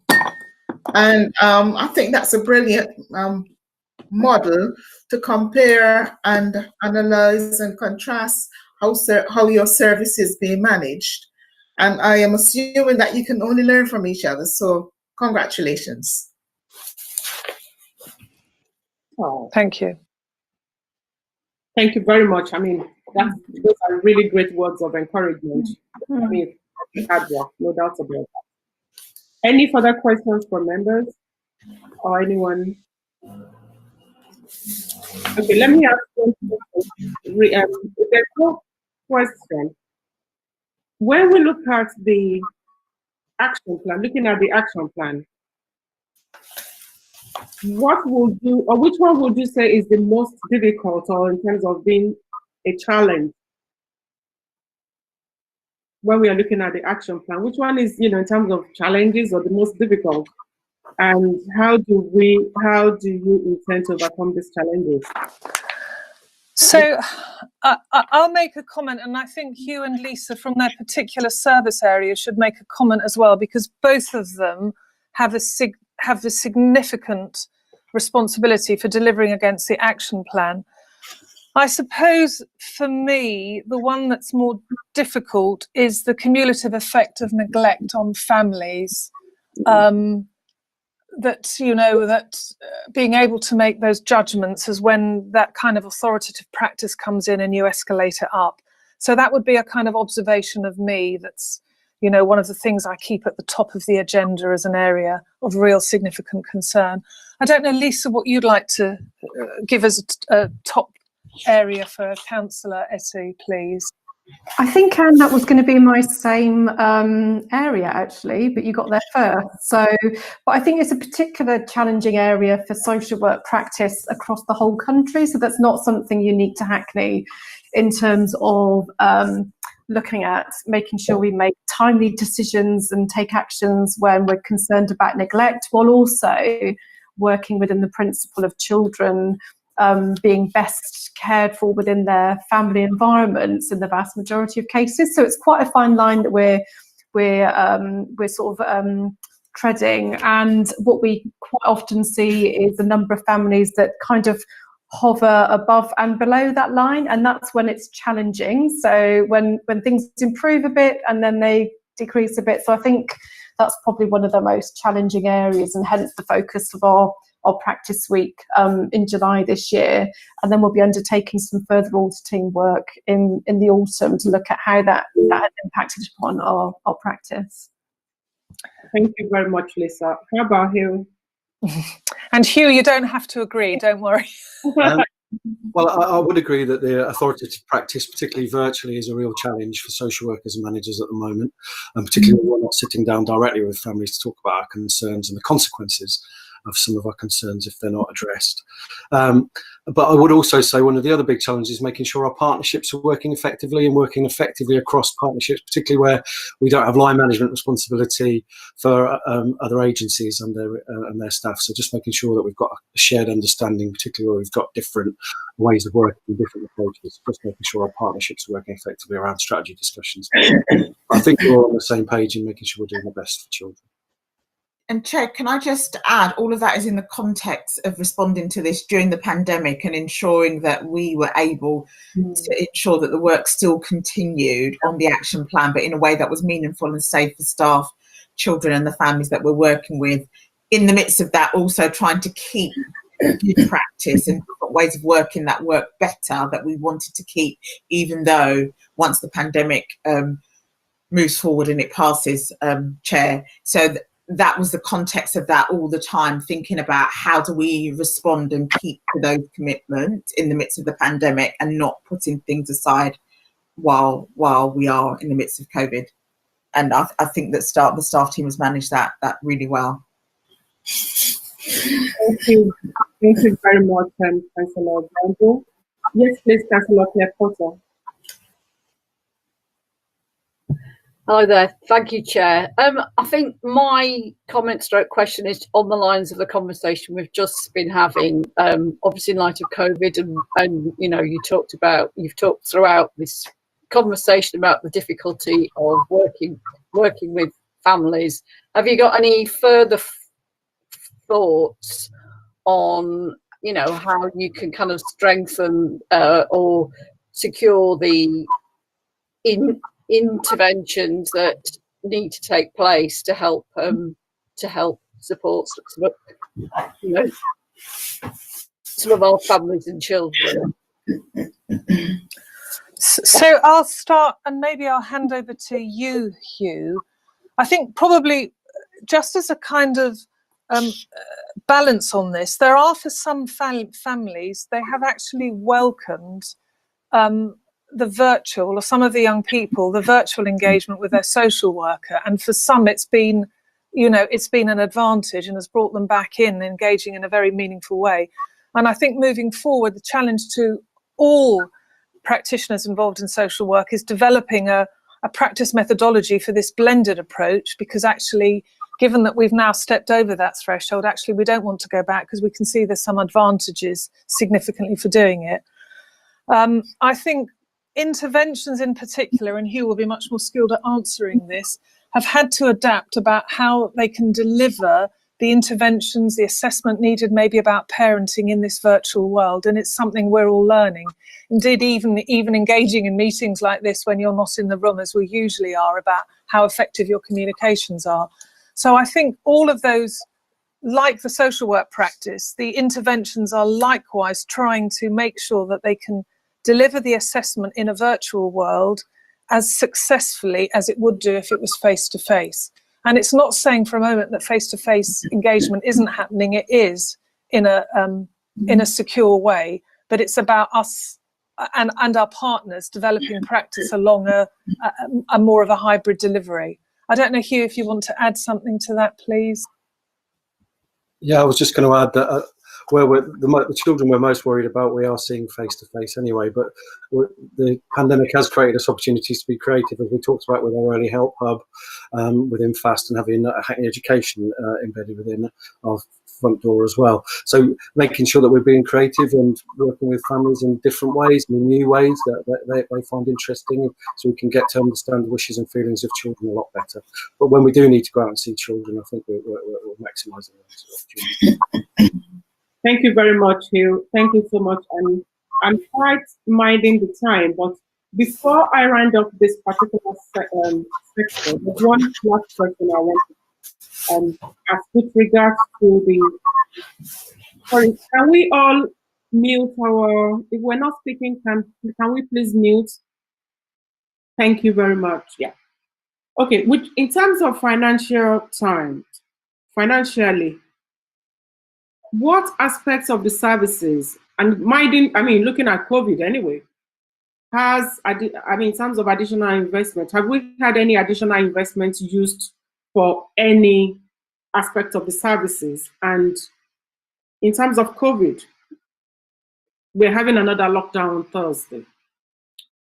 How has this impacted on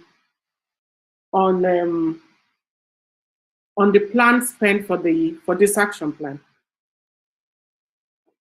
Well, I think the most important thing is the financial one, in terms of the additional investment. What aspects of the additional investment have been and what have been used for? So thanks, Councillor Etty. I wish I haven't exactly got my finger on the additional investment, but maybe Lisa can or Hugh can help me with that. I know in general terms. In terms of the impact of COVID, we're keeping a very tight record of what's spent on COVID, and our finance colleagues are working with us so that can be passed back up centrally, so they know what the additional costs have been on, for us on COVID. So that's in a way being held separately from the costs, the general costs of the service.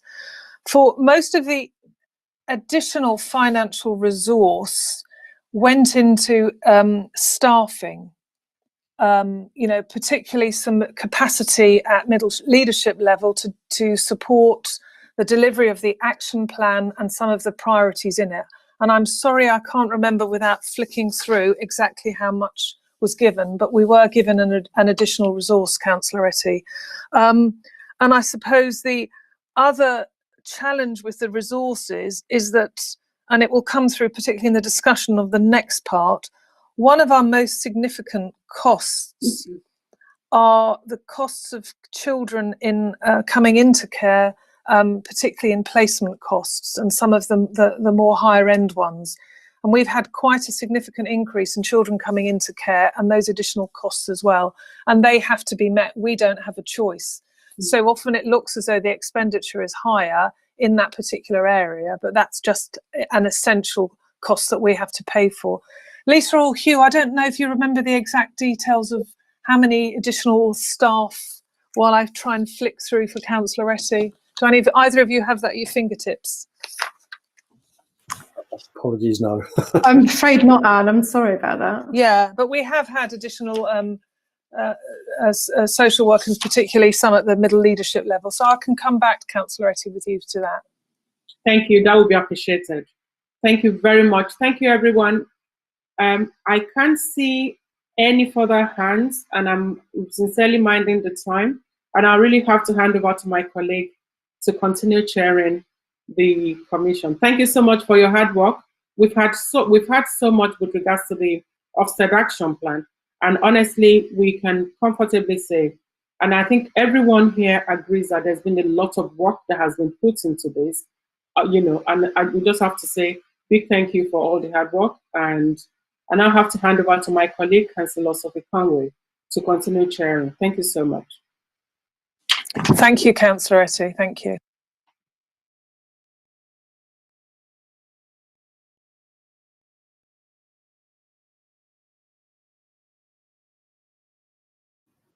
Okay, we're ready for item 8, Councillor Conway.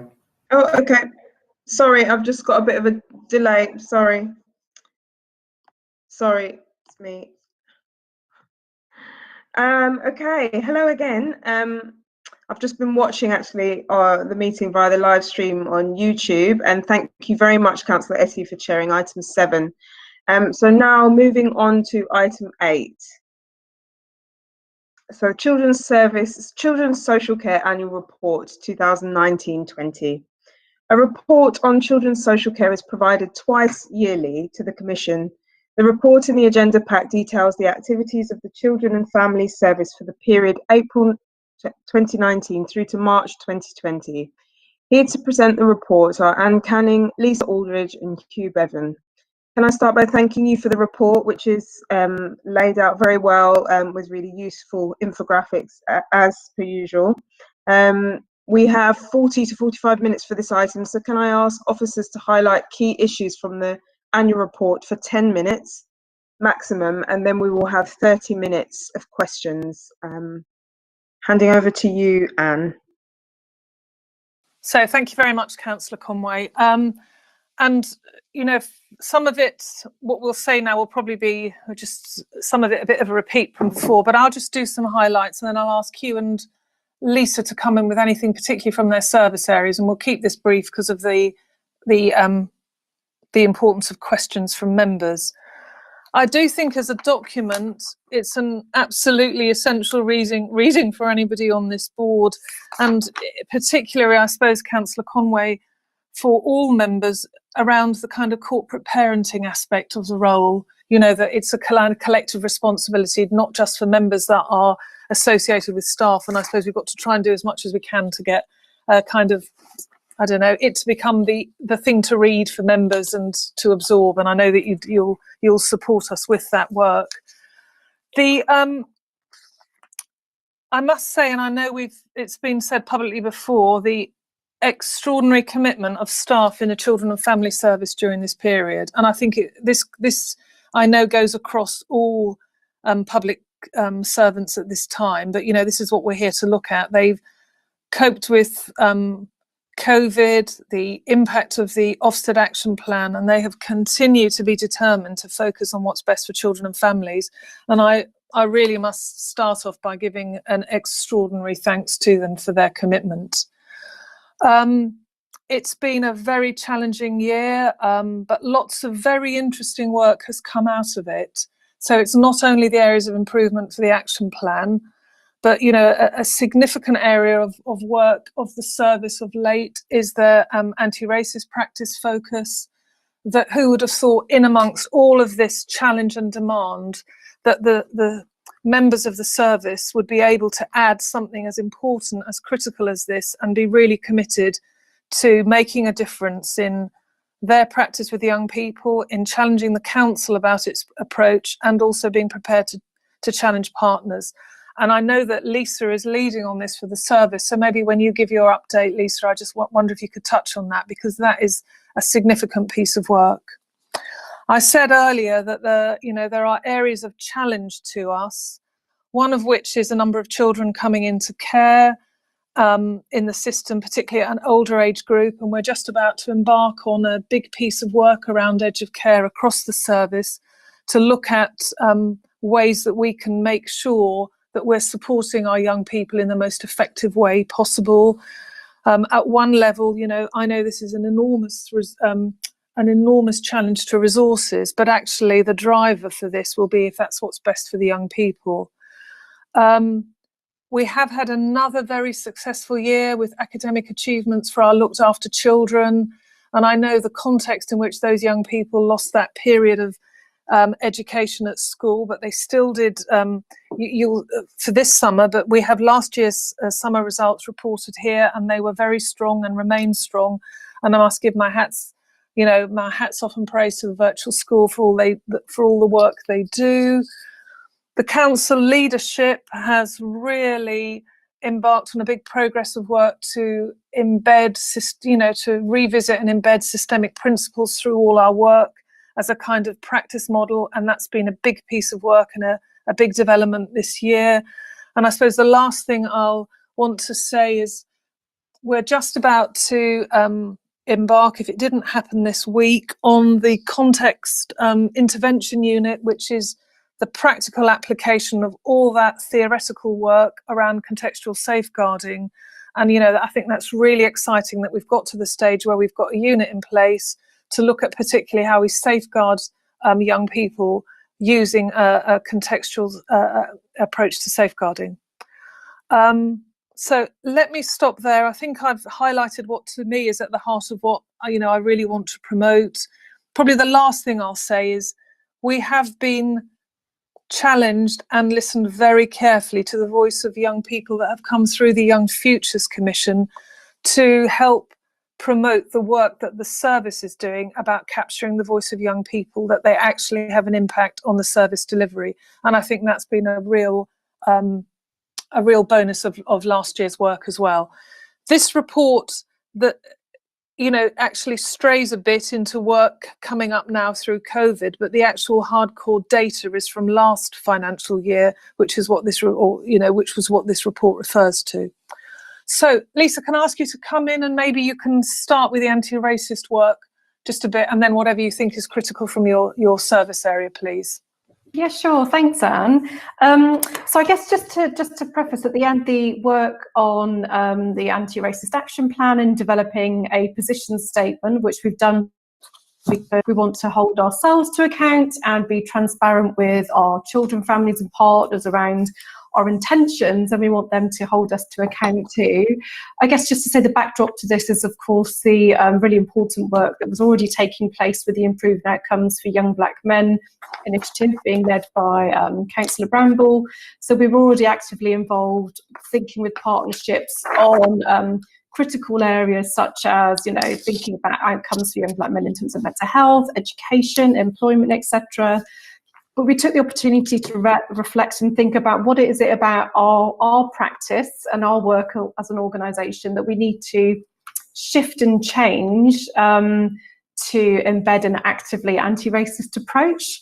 And so within the hope you can see within the report, there are three main goals within the action plan. The first being around inclusive recruitment and aspirational support to staff, and particularly to Black staff. And we know that we're disproportionately white at a senior level in particular, and looking to take action to address that. The next goal is around embedding anti-racist practice with our children and families, that we're proactively taking an anti-racist and anti-oppressive stance in our work, and then using our influence to promote anti-racist practice within the broader systems that affect the lives of children and families, and that can be in broader society, within education, within experiences, whether the services such as the police, that we can use the authority and power that we have to proactively influence and support other partner agencies to embed anti-racist practice too. So those are the three key goals, and there are a number of actions that we've got in place to take that forward. And of course that will continue to sit within the broader including outcomes for young black men work. And I think it's good timing as well that we've recently developed and disseminated our systemic principles, which are also included in the report. And I think for us, systemic principles are our overarching approach to practice. And to be effectively anti-racist, we need to be systemic in our approach, and to be effectively systemic, we need to be anti-racist in our approach. So those two marry together really, really well. We've included a reasonable amount of information about the quality assurance programme, which you'll probably notice links a lot back to the Ofsted action plan. So I won't go into too much detail around that. And then I guess the other sort of key area that I'm leading on before I hand over to you is around workforce development. And I mean, this was obviously something in the Ofsted action plan that was positively commented on in terms of staff morale, recruitment and retention, and something that we'll continue to build upon. And we've got a strong workforce development strategy and action plan to take that forward. So maybe Hugh, I'll hand over to you now for any key highlights. Thanks, Lisa. I think we've talked a lot about them, as you said, within the feedback on the action plan at the moment. But a couple of key things I'd want to highlight, linking to the question about caseloads earlier, is that we're doing a lot of work about how we manage demand in the system, how we work effectively with partners to make sure families are getting the right help at the right time and don't necessarily need to have a statutory intervention if they can access that support earlier. We're working with partners to try and make sure we're effective responding to situations of risk as well. So that's, again, that work around strategy discussions, making sure we've got consistent health and police involvement in those discussions. And while we're wanting to make sure work moves effectively through the system, and we're wanting to make sure that our management oversight of that work is more robust and consistent, and that's some of the additional resource that Anne's talked about. We're talking about how we support and develop new managers, so they understand the expectations and the standards that we have consistently and effectively, and making sure they've got the support as well to do that management oversight. So those are the kind of key challenges we've worked on. And that work around managing demand and working effectively with partners links to the front door review, which is mentioned in the report. And that's about how do we work effectively with Hackney Education, with our schools, with our colleagues in early help, about making sure, again, we get that services to families at the right time, particularly to children when they need it. So hopefully that would be the key points I'd draw out. So thanks, Hugh and Lisa. So Councillor Conway, over to you now for the questions, please. Thank you, Anne, Lisa and Hugh. Do we have any questions from the Commission? Can't see any hands up just yet.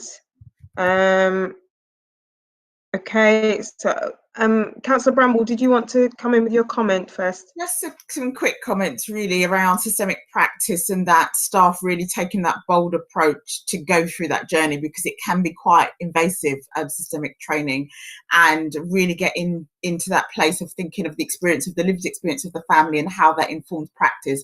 And when I'm seeing and talking to staff, I'm hearing that more and more flowing through the service, which is really quite helpful. And also in light of COVID, knowing that some of, as Anne said, the data is not reflective of what's happening now. So where you're seeing a dip in referrals and then slowly seeing an increase as children are back in schools, I think is important to highlight. And it's keeping the good things in COVID. So, for example, children's services and Hackney Education are working more aligned and in greater partnership, and that won't be undone even when COVID is over. One of the things that Lisa talked about was the work around staff and responding to Black Lives Matter. I think it's really important to say that even before Black Lives Matter movement happened, some reflective work was going on in Hackney around cultural competency, talking about white privilege, and all of those provocative conversations were happening. So I just want to commend the work the staff was doing. A little bit of context quickly, if I may, Chair, when Eleanor was talking about people saying people having to work harder. The context is that if your salary is less because you are Black or an ethnic minority, you would seem to have to work harder or longer if you're not getting paid the same because of the disproportionately in the system around exclusion, the judicial system being overlooked for promotion. Because there's a disproportionality, you have to, it would seem you have to work harder to go against that bias to be on a level playing field. So I think it's really important just to add a bit of context to why that statement sometimes that is made. It isn't saying that anybody white is working less hard. And I just thought it might just be helpful to bring that clarity. Thank you, Chair.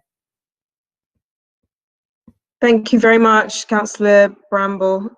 So I think Councillor Etty, did you have your hand up? And then I have Councillor Peters. Yes, Councillor Etty?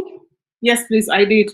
Thank you very much, Councillor Conway, and thank you, Anne and Lisa and Hugh for the report. But one thing I really want to comment first before I ask my question is the colourful illustration on that report. It's so colourful and it's really bright. And I'm thinking, oh, that actually brought it make me a much more livelier, you know, going through the report and the colourful illustration and everything. I think it does work for me. Thank you for putting that extra work into that. My question is in continuation of the last discussion, and which is in terms of agency staff. From the report on page 22, we have a higher agency, in terms of agency rate higher compared to other boroughs and against national average.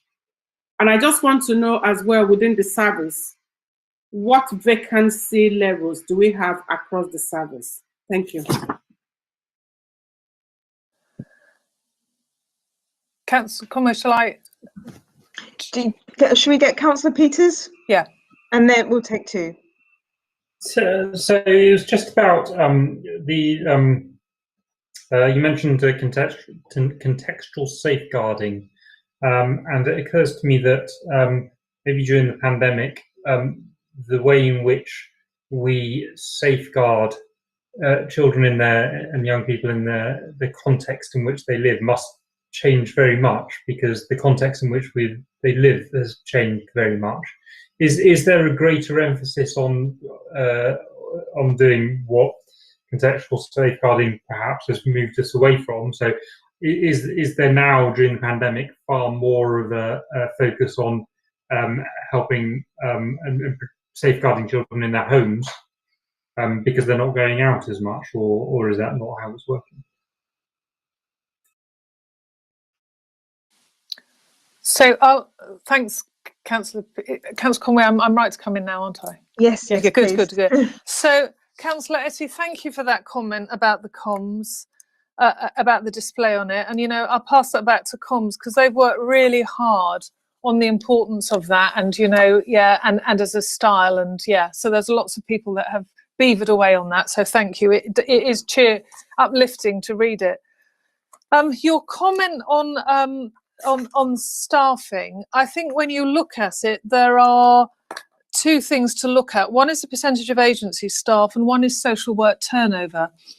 And we historically have a high percentage of agency staff, and that's contributed towards that. We've got a lot of wonderful young female staff, and we have a high rate of maternity leave, and local authorities, particularly in London, we often do exercises like age of your social work staff across, and we've got one of the youngest profiles of staff in our service. We attract money for particular grants to which we can only appoint to on a temporary basis. So, for example, the troubled families money is not a permanent, though we hope it will be someday soon, but so all the staff that are working on that project are not in a permanent position. When Lisa had that big project with contextual safeguarding is another example, that was a grant from central government. They're not given on a permanent basis, and actually therefore you can't recruit permanently. The thing of note is the rate of social work turnover for us is lower than both London and our statistical neighbours, etc. And that's the thing that we focus on, that once we can recruit permanently, our staff are very committed to staying with us. On Councillor Peter's comment on contextual safeguarding and whether, because children are not out and about, it's changed the slight profile of how what we're assessing against. I don't know, Lisa or Hugh, if you want to do that. Probably. Yeah, so Lisa, I'm thank happy you. to begin. And I guess just to say that traditionally social work has always focused on the context of the family home. So in a sense, even though we've been doing the contextual safeguarding work, that has been to add an additional layer rather than shift the focus away. So that's continued to be the focus of social work practice. And through our work with contextual safeguarding, thinking about the additional risks that adolescents in particular face in the context of peer groups, sometimes in schools or in public spaces. What we found with lockdown is that although I think in some areas for a short period of time, the numbers of missing children may have decreased slightly, and incidents that were coming to our attention, but we weren't necessarily seeing a compliance with all teenagers suddenly staying indoors and being happy to be at home within their family environments. So I guess those, and the other thing that we were conscious of is that with the decrease in the members of public in public spaces, there was decreased adult oversight and therefore the potential for an increased risk of harm to young people in some public spaces. What we did have through COVID though was the Trusted Relationships Youth Work outreach team continued to provide a detached outreach service to local areas where young people continue to spend their time. So engaging young people in thinking about day-to-day issues that affect them, but also trying to give that message around keeping safe through COVID, keeping your family safe through COVID as well. So I'd say there's probably some nuanced changes throughout COVID. But largely the same risks continue, and it's from conversations across London and nationally. Some of the maybe the approach to grooming might have changed slightly, so different locations being used or different ways of adults trying to exploit young people through perhaps wearing there was something in the press about getting some ID badges so that they could move around freely, etc. But we haven't seen anything significant around that in Hackney. It's been a reasonably continuing picture. And of course, the context intervention unit, after a brief pause, there's going to be a significant amount of work that's undertaken with not only with individual young people, but with those contexts, with the partnership as well. Thanks, Lisa. I don't know, Hugh, if you want to add anything to Councillor Peters or not. No, that's fine. I think Lisa's covered it. Thank you very much. Actually, that was a really interesting question, Councillor Peters, and I had actually wondered about. I think I've read something, or I can't remember where I've picked this up, but about young people being online so much more now, and about the parameters in relation to relationships with adults, with staff, with actually being a bit of a problem in some instances where otherwise you wouldn't encourage young people to be communicating with adults outside of the school setting.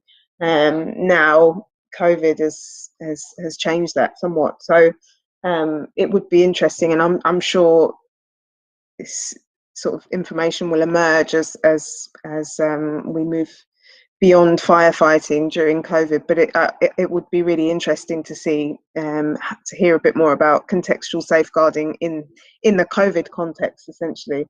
I have a question to ask, and then also to does Councillor Patrick. I wanted to ask a question about the data from 2019-20 demonstrated significant increases in activity for all measures, so referrals, assessments, children on child protection plans, across children's social care. In hindsight, to what extent was this increase in activity attributable to changes in policy and practice arising from the outcomes of the Ofsted focus visit? So that's my question. And then Councillor Patrick? Thank you, Chair. I just wanted to go back to the end of the response I heard about social work, about staff retention and agency staff. As I understand it, so agency staff cost us more money. I can understand that we can't recruit permanently to some posts, but the government just doesn't normally give us money and say you have to spend it tomorrow. Normally there's a lead-in time. So I do wonder why we can't actually recruit staff on fixed-term contracts rather than go to agencies that cost us more money and then probably cost us extra money if we want to take those staff on permanently. I think you have to pay a finder's fee, but not always. And also on the maternity leave as well. Obviously, women go off maternity leave, but I imagine most of our staff probably give us sort of several months' notice that they're going to be leaving us on maternity leave. And why can't we, rather than getting agency staff, have an overstaffing of social workers who can move around teams when social workers go off on maternity leave, and they wouldn't need training on our policies and procedures. But obviously they need to pick up the individual cases, but at least we'll be ingrained in the system and our employees as well. It just seems a bit of a waste of money spending it on agency staff when we could spend it on more staff for ourselves.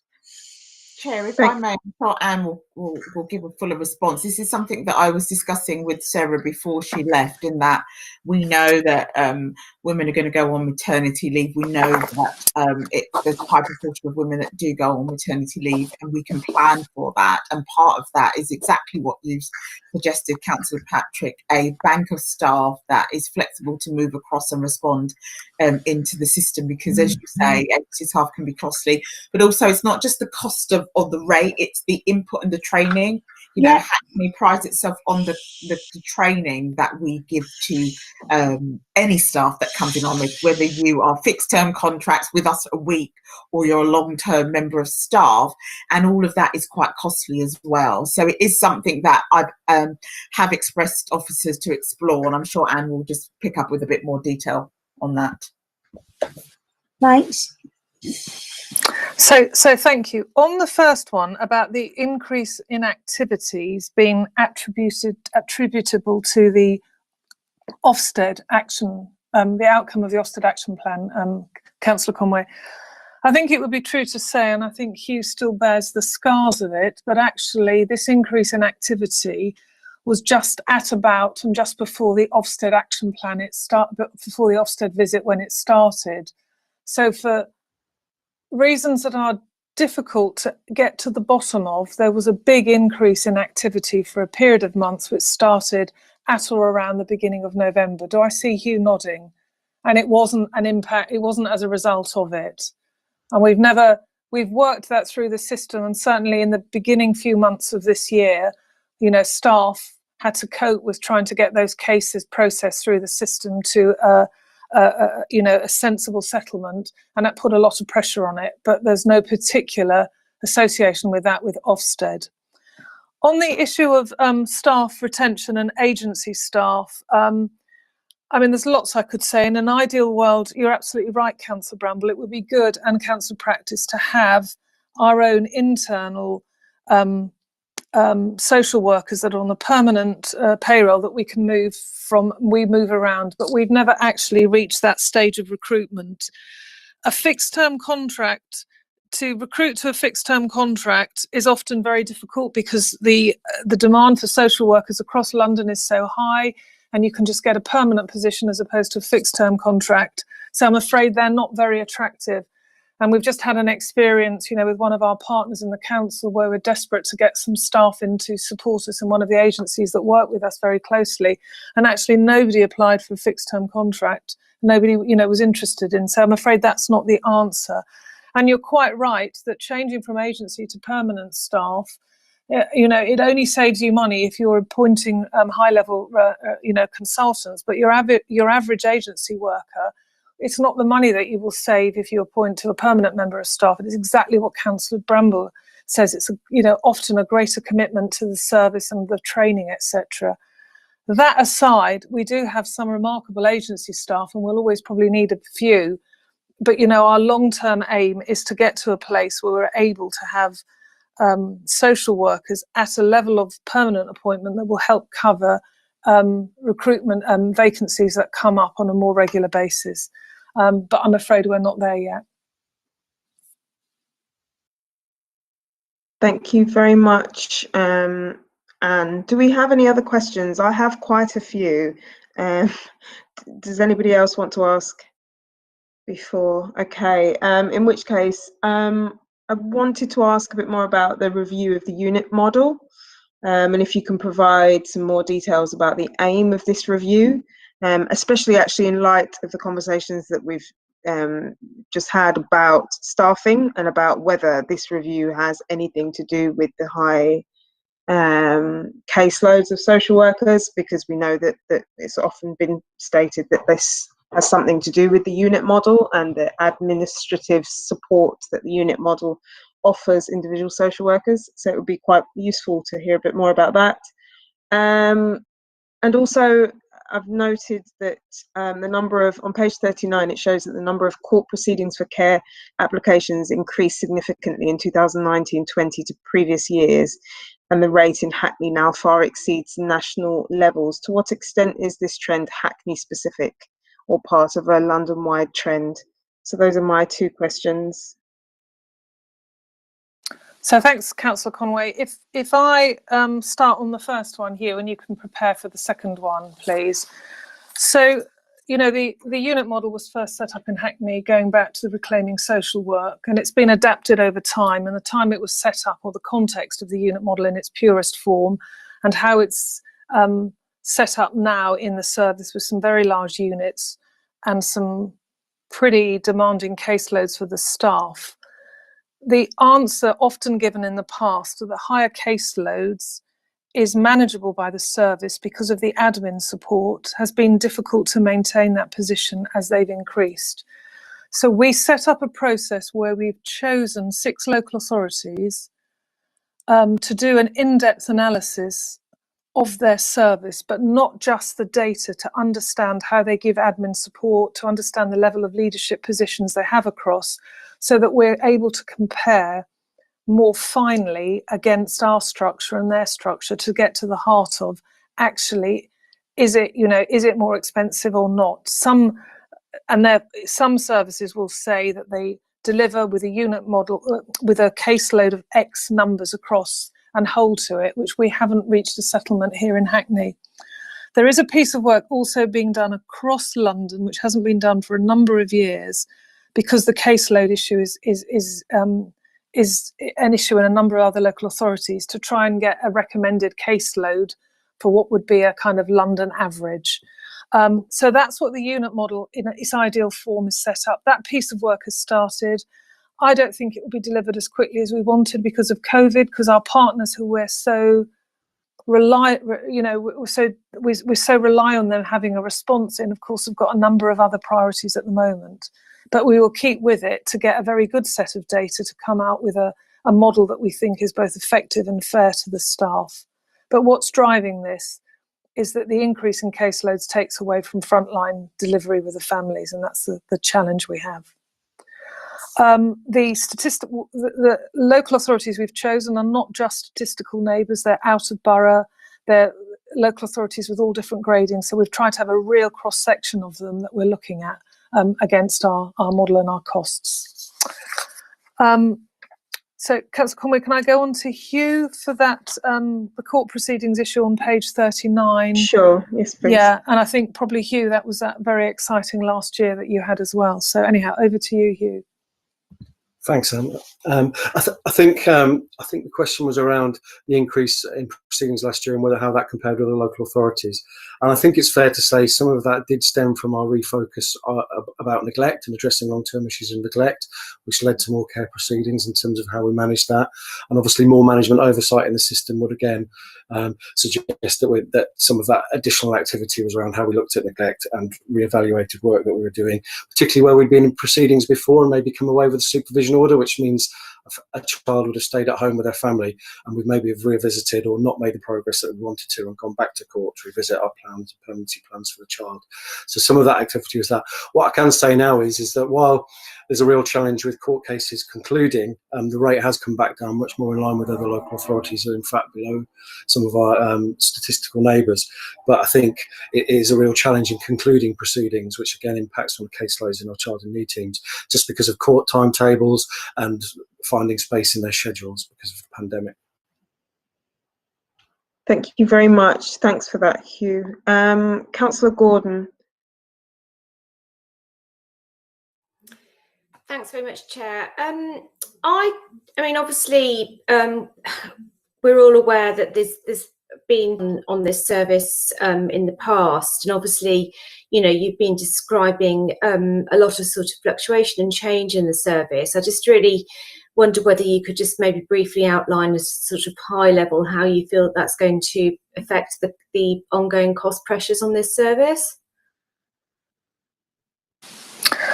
I think there's Councillor Gordon and Hugh alluded to it in a previous, I can't even remember, apologies if it was in the Ofsted part, but actually there's a big piece of work looking at managing demand in the service all the way through. And Hugh spoke about looking at the front door, when cases come in, do we signpost them to the correct service immediately to make sure they're not involved in an unnecessary piece of intervention from social work. So we're clarifying the pathways through, and the early help review, and indeed the significant work that's happened already on the front door is helping with that.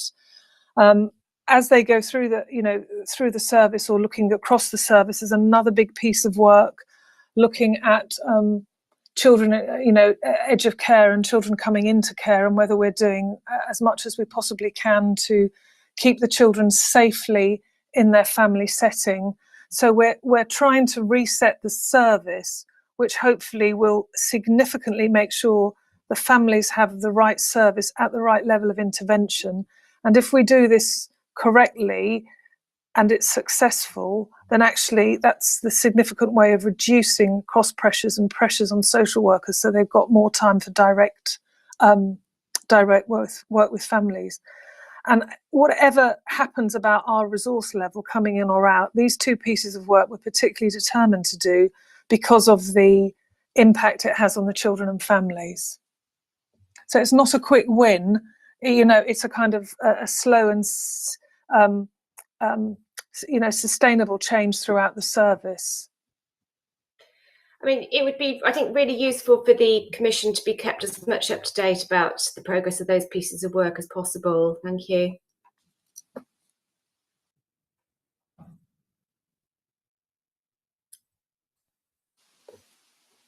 Councillor Conway, you're on mute. Sorry.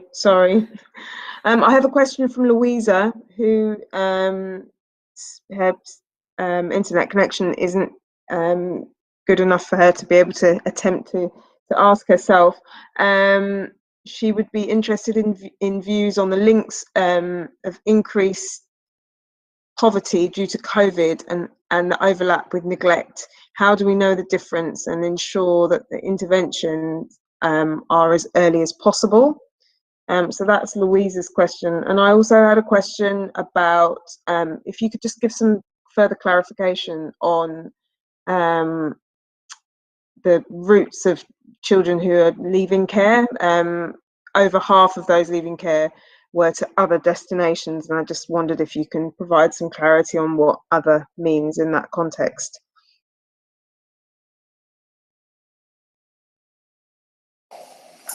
This mute button.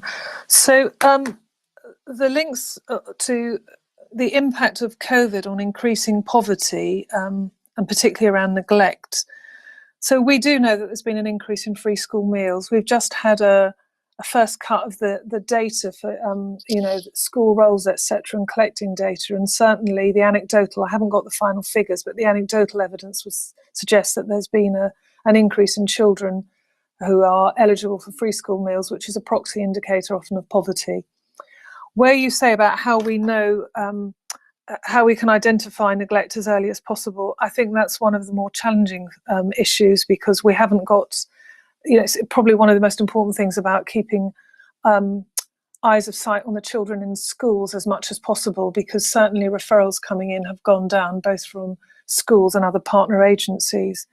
I do think that it will take time for children and who are on the whole very, very happy and relieved to be back at school, but they have to gain their confidence back with the trusted adult in the school or in the youth service or wherever, to have those discussions about issues that are worrying them about home, particularly around neglect. So we've, and I think Lisa mentioned this, we've done a lot of work with our social workers about being able to identify neglect, but I can't but put that in the context of the face-to-face visits are not as frequent as they were before, and there's something about seeing the child in the context of the home and making observations that's more difficult virtually. But I suppose it's to give assurance, and Hugh and Lisa will back me up on this, that where we think the child is of particular concern, there is no question about not doing a face-to-face visit. So that COVID will raise some issues around neglect and increased poverty. Nationally, across the country, there's been an increase in safeguarding with very young children. We haven't particularly noticed it in Hackney, but cumulatively across the country, the DfE have actually noticed there's been quite a significant impact. So I suppose it's for us to remain as alert as possible and to keep working with our partner agencies on identifying issues to look for about neglectful circumstances developing. I don't want to, on the second part of the question, on your question about where the 50% from leaving care go on to, I think I probably need to come back to you on that. Unless Hugh and Lisa can pull the rabbit out of the hat, I don't feel confident asking that. I'll ask Robert about that. Unless Hugh and Lisa are coming in to save me. No. I see shaking heads. Sorry, Anne. I just was going to say, though, in relation to the visits, just to reassure members that with the change, with lockdown easing sort of earlier in the summer, then we did resume direct face-to-face visits for all children. And then, of course, unfortunately, with an increase in COVID in the borough in the last month or so, then we've had to move back towards a sort of a blended approach for certain demographics. And of course, with the new lockdown rules, we'll be revisiting that again, but we're absolutely giving priority to seeing children directly, absolutely if they're at risk of harm and according to their needs as well. Thank you very much, Lisa. I still have a couple more questions on this item, if possible. So I'm just wondering about the corporate parenting budget, where we're currently spending more than twice the anticipated 3.6 million on residential care, and the average placement cost for residential care is now £3,600 per week. I know this is a recurring theme, questions about these settings, these placements, but could you please explain what type of accommodation is being commissioned for residential care and the needs of the young people involved? And is the increase or the amount that we're spending on these placements down to the fact that we don't have enough fostering placements, or the placements that we have available aren't appropriate for these young people? And what are we doing to bring costs down? So if I start this and then hand over to you, Lisa, I think the most significant piece of work we're doing to bring these placements down is the start of that Edge of Care project across the service, to look at the pathways the young people coming up, and are there other I'm not looking to what the outcome of the review would be, but for example, do we make sure we've used all the interventions possible with that child and its family before it reaches a critical stage? So it's just to kind of review our practice, to look around what's available elsewhere, etc. I think it would be, it's a fact that's universally true across the whole of London, in fact the country, that access to these placements is very competitive. and there is just not enough suitable placements for young people. And I'm not saying, therefore, the market for these and the escalating costs in a way is out of our hand, and there has to be. And we were trying to lobby with the kind of local professional agencies back up to central government that there has to be an injection of finances into looking at this in a more settled way across local authorities, combining to deliver placements. And in fact, we've started to do a piece of work across that in London to try and look across the system and at sort of possible recommendations of ways moving forward. It's not only about not having enough fostering placements. Some of these young people require some very specialist services. And so we are challenged with, local numbers of local fostering placements. And the real reality is that the profile of some of these young people, that they do need very specialist help, and it's very costly. So in the ideal world is that we can do something therapeutically and across the service to stop it reaching that stage. But if it does reach that stage, we should have a better settlement across the country in the financing of those and access to the places. I don't know, Lisa, if you want to add anything to that. I think probably, Anne, you've covered it, and I was going to say the same, that I think it's partly around the context of placements that are available, which are limited in terms of in-house foster care, and then of course we have limited influence over what's available and what placements are accepted by independent or private and voluntary agencies, but also the profile of young people, was a number of young people being particularly challenging. And I guess thinking about not only the carer's ability to meet those needs, but also thinking about the profile of other children in the placement, and therefore whether it's a suitable match to be meeting a cohort of a number of young people's needs within a single placement. So I think it's probably there's a complex set of circumstances leading to this. But as Anne said, there's a board that's being set up to do some more detailed thinking about what we're going to do going forward to reduce the numbers in residential and successfully exit them into either family arrangements or foster placements. Thank you very much for that, Lisa. Just one last brief question, I think, and that was about the complaints. So although this data is not in this report, the scrutiny panel reports the scrutiny panel demonstrated that complaints about children's services increased significantly in 2019-20 from previous years. In the analysis of these complaints, are there any emerging themes? And do we have any systems in place to ensure that we take sort of key learning from these themes? So we do. I'm afraid I'm not able to answer that question. I can't remember it, but we do have a very clear process about thematically looking. If cases come up, the complaint is the same, then it's followed through. So they are very carefully tracked, Councillor Conway.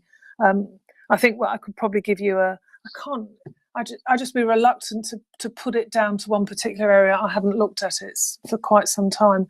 The whole COVID issue has taken the ability to reply to complaints, etc., through the formal process, particularly involving other agencies. It's become quite convoluted. So I think we'll have to come back to you on that. Okay. I'm afraid. Okay, thank you. Okay, I think I'm going to bring this item to a close now. So thank you, Anne, Lisa and Hugh, for your contributions. Now, moving on to item 9, community engagement and involvement.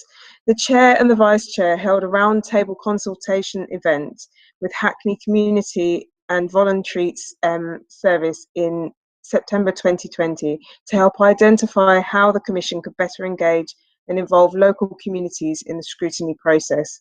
A short paper on the purpose and outcomes of that roundtable discussion are included within the agenda. The main outcomes from the session were that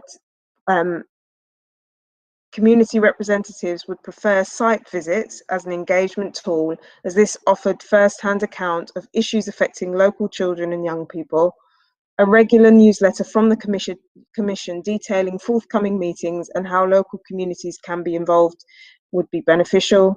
Greater promotion of commission meetings via social media, and community groups did not believe that a reference group or other formal meeting would add value and would require time and resources and resource commitments which they did not have.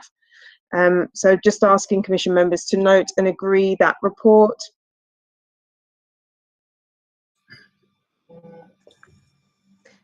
Agreed. Thank you.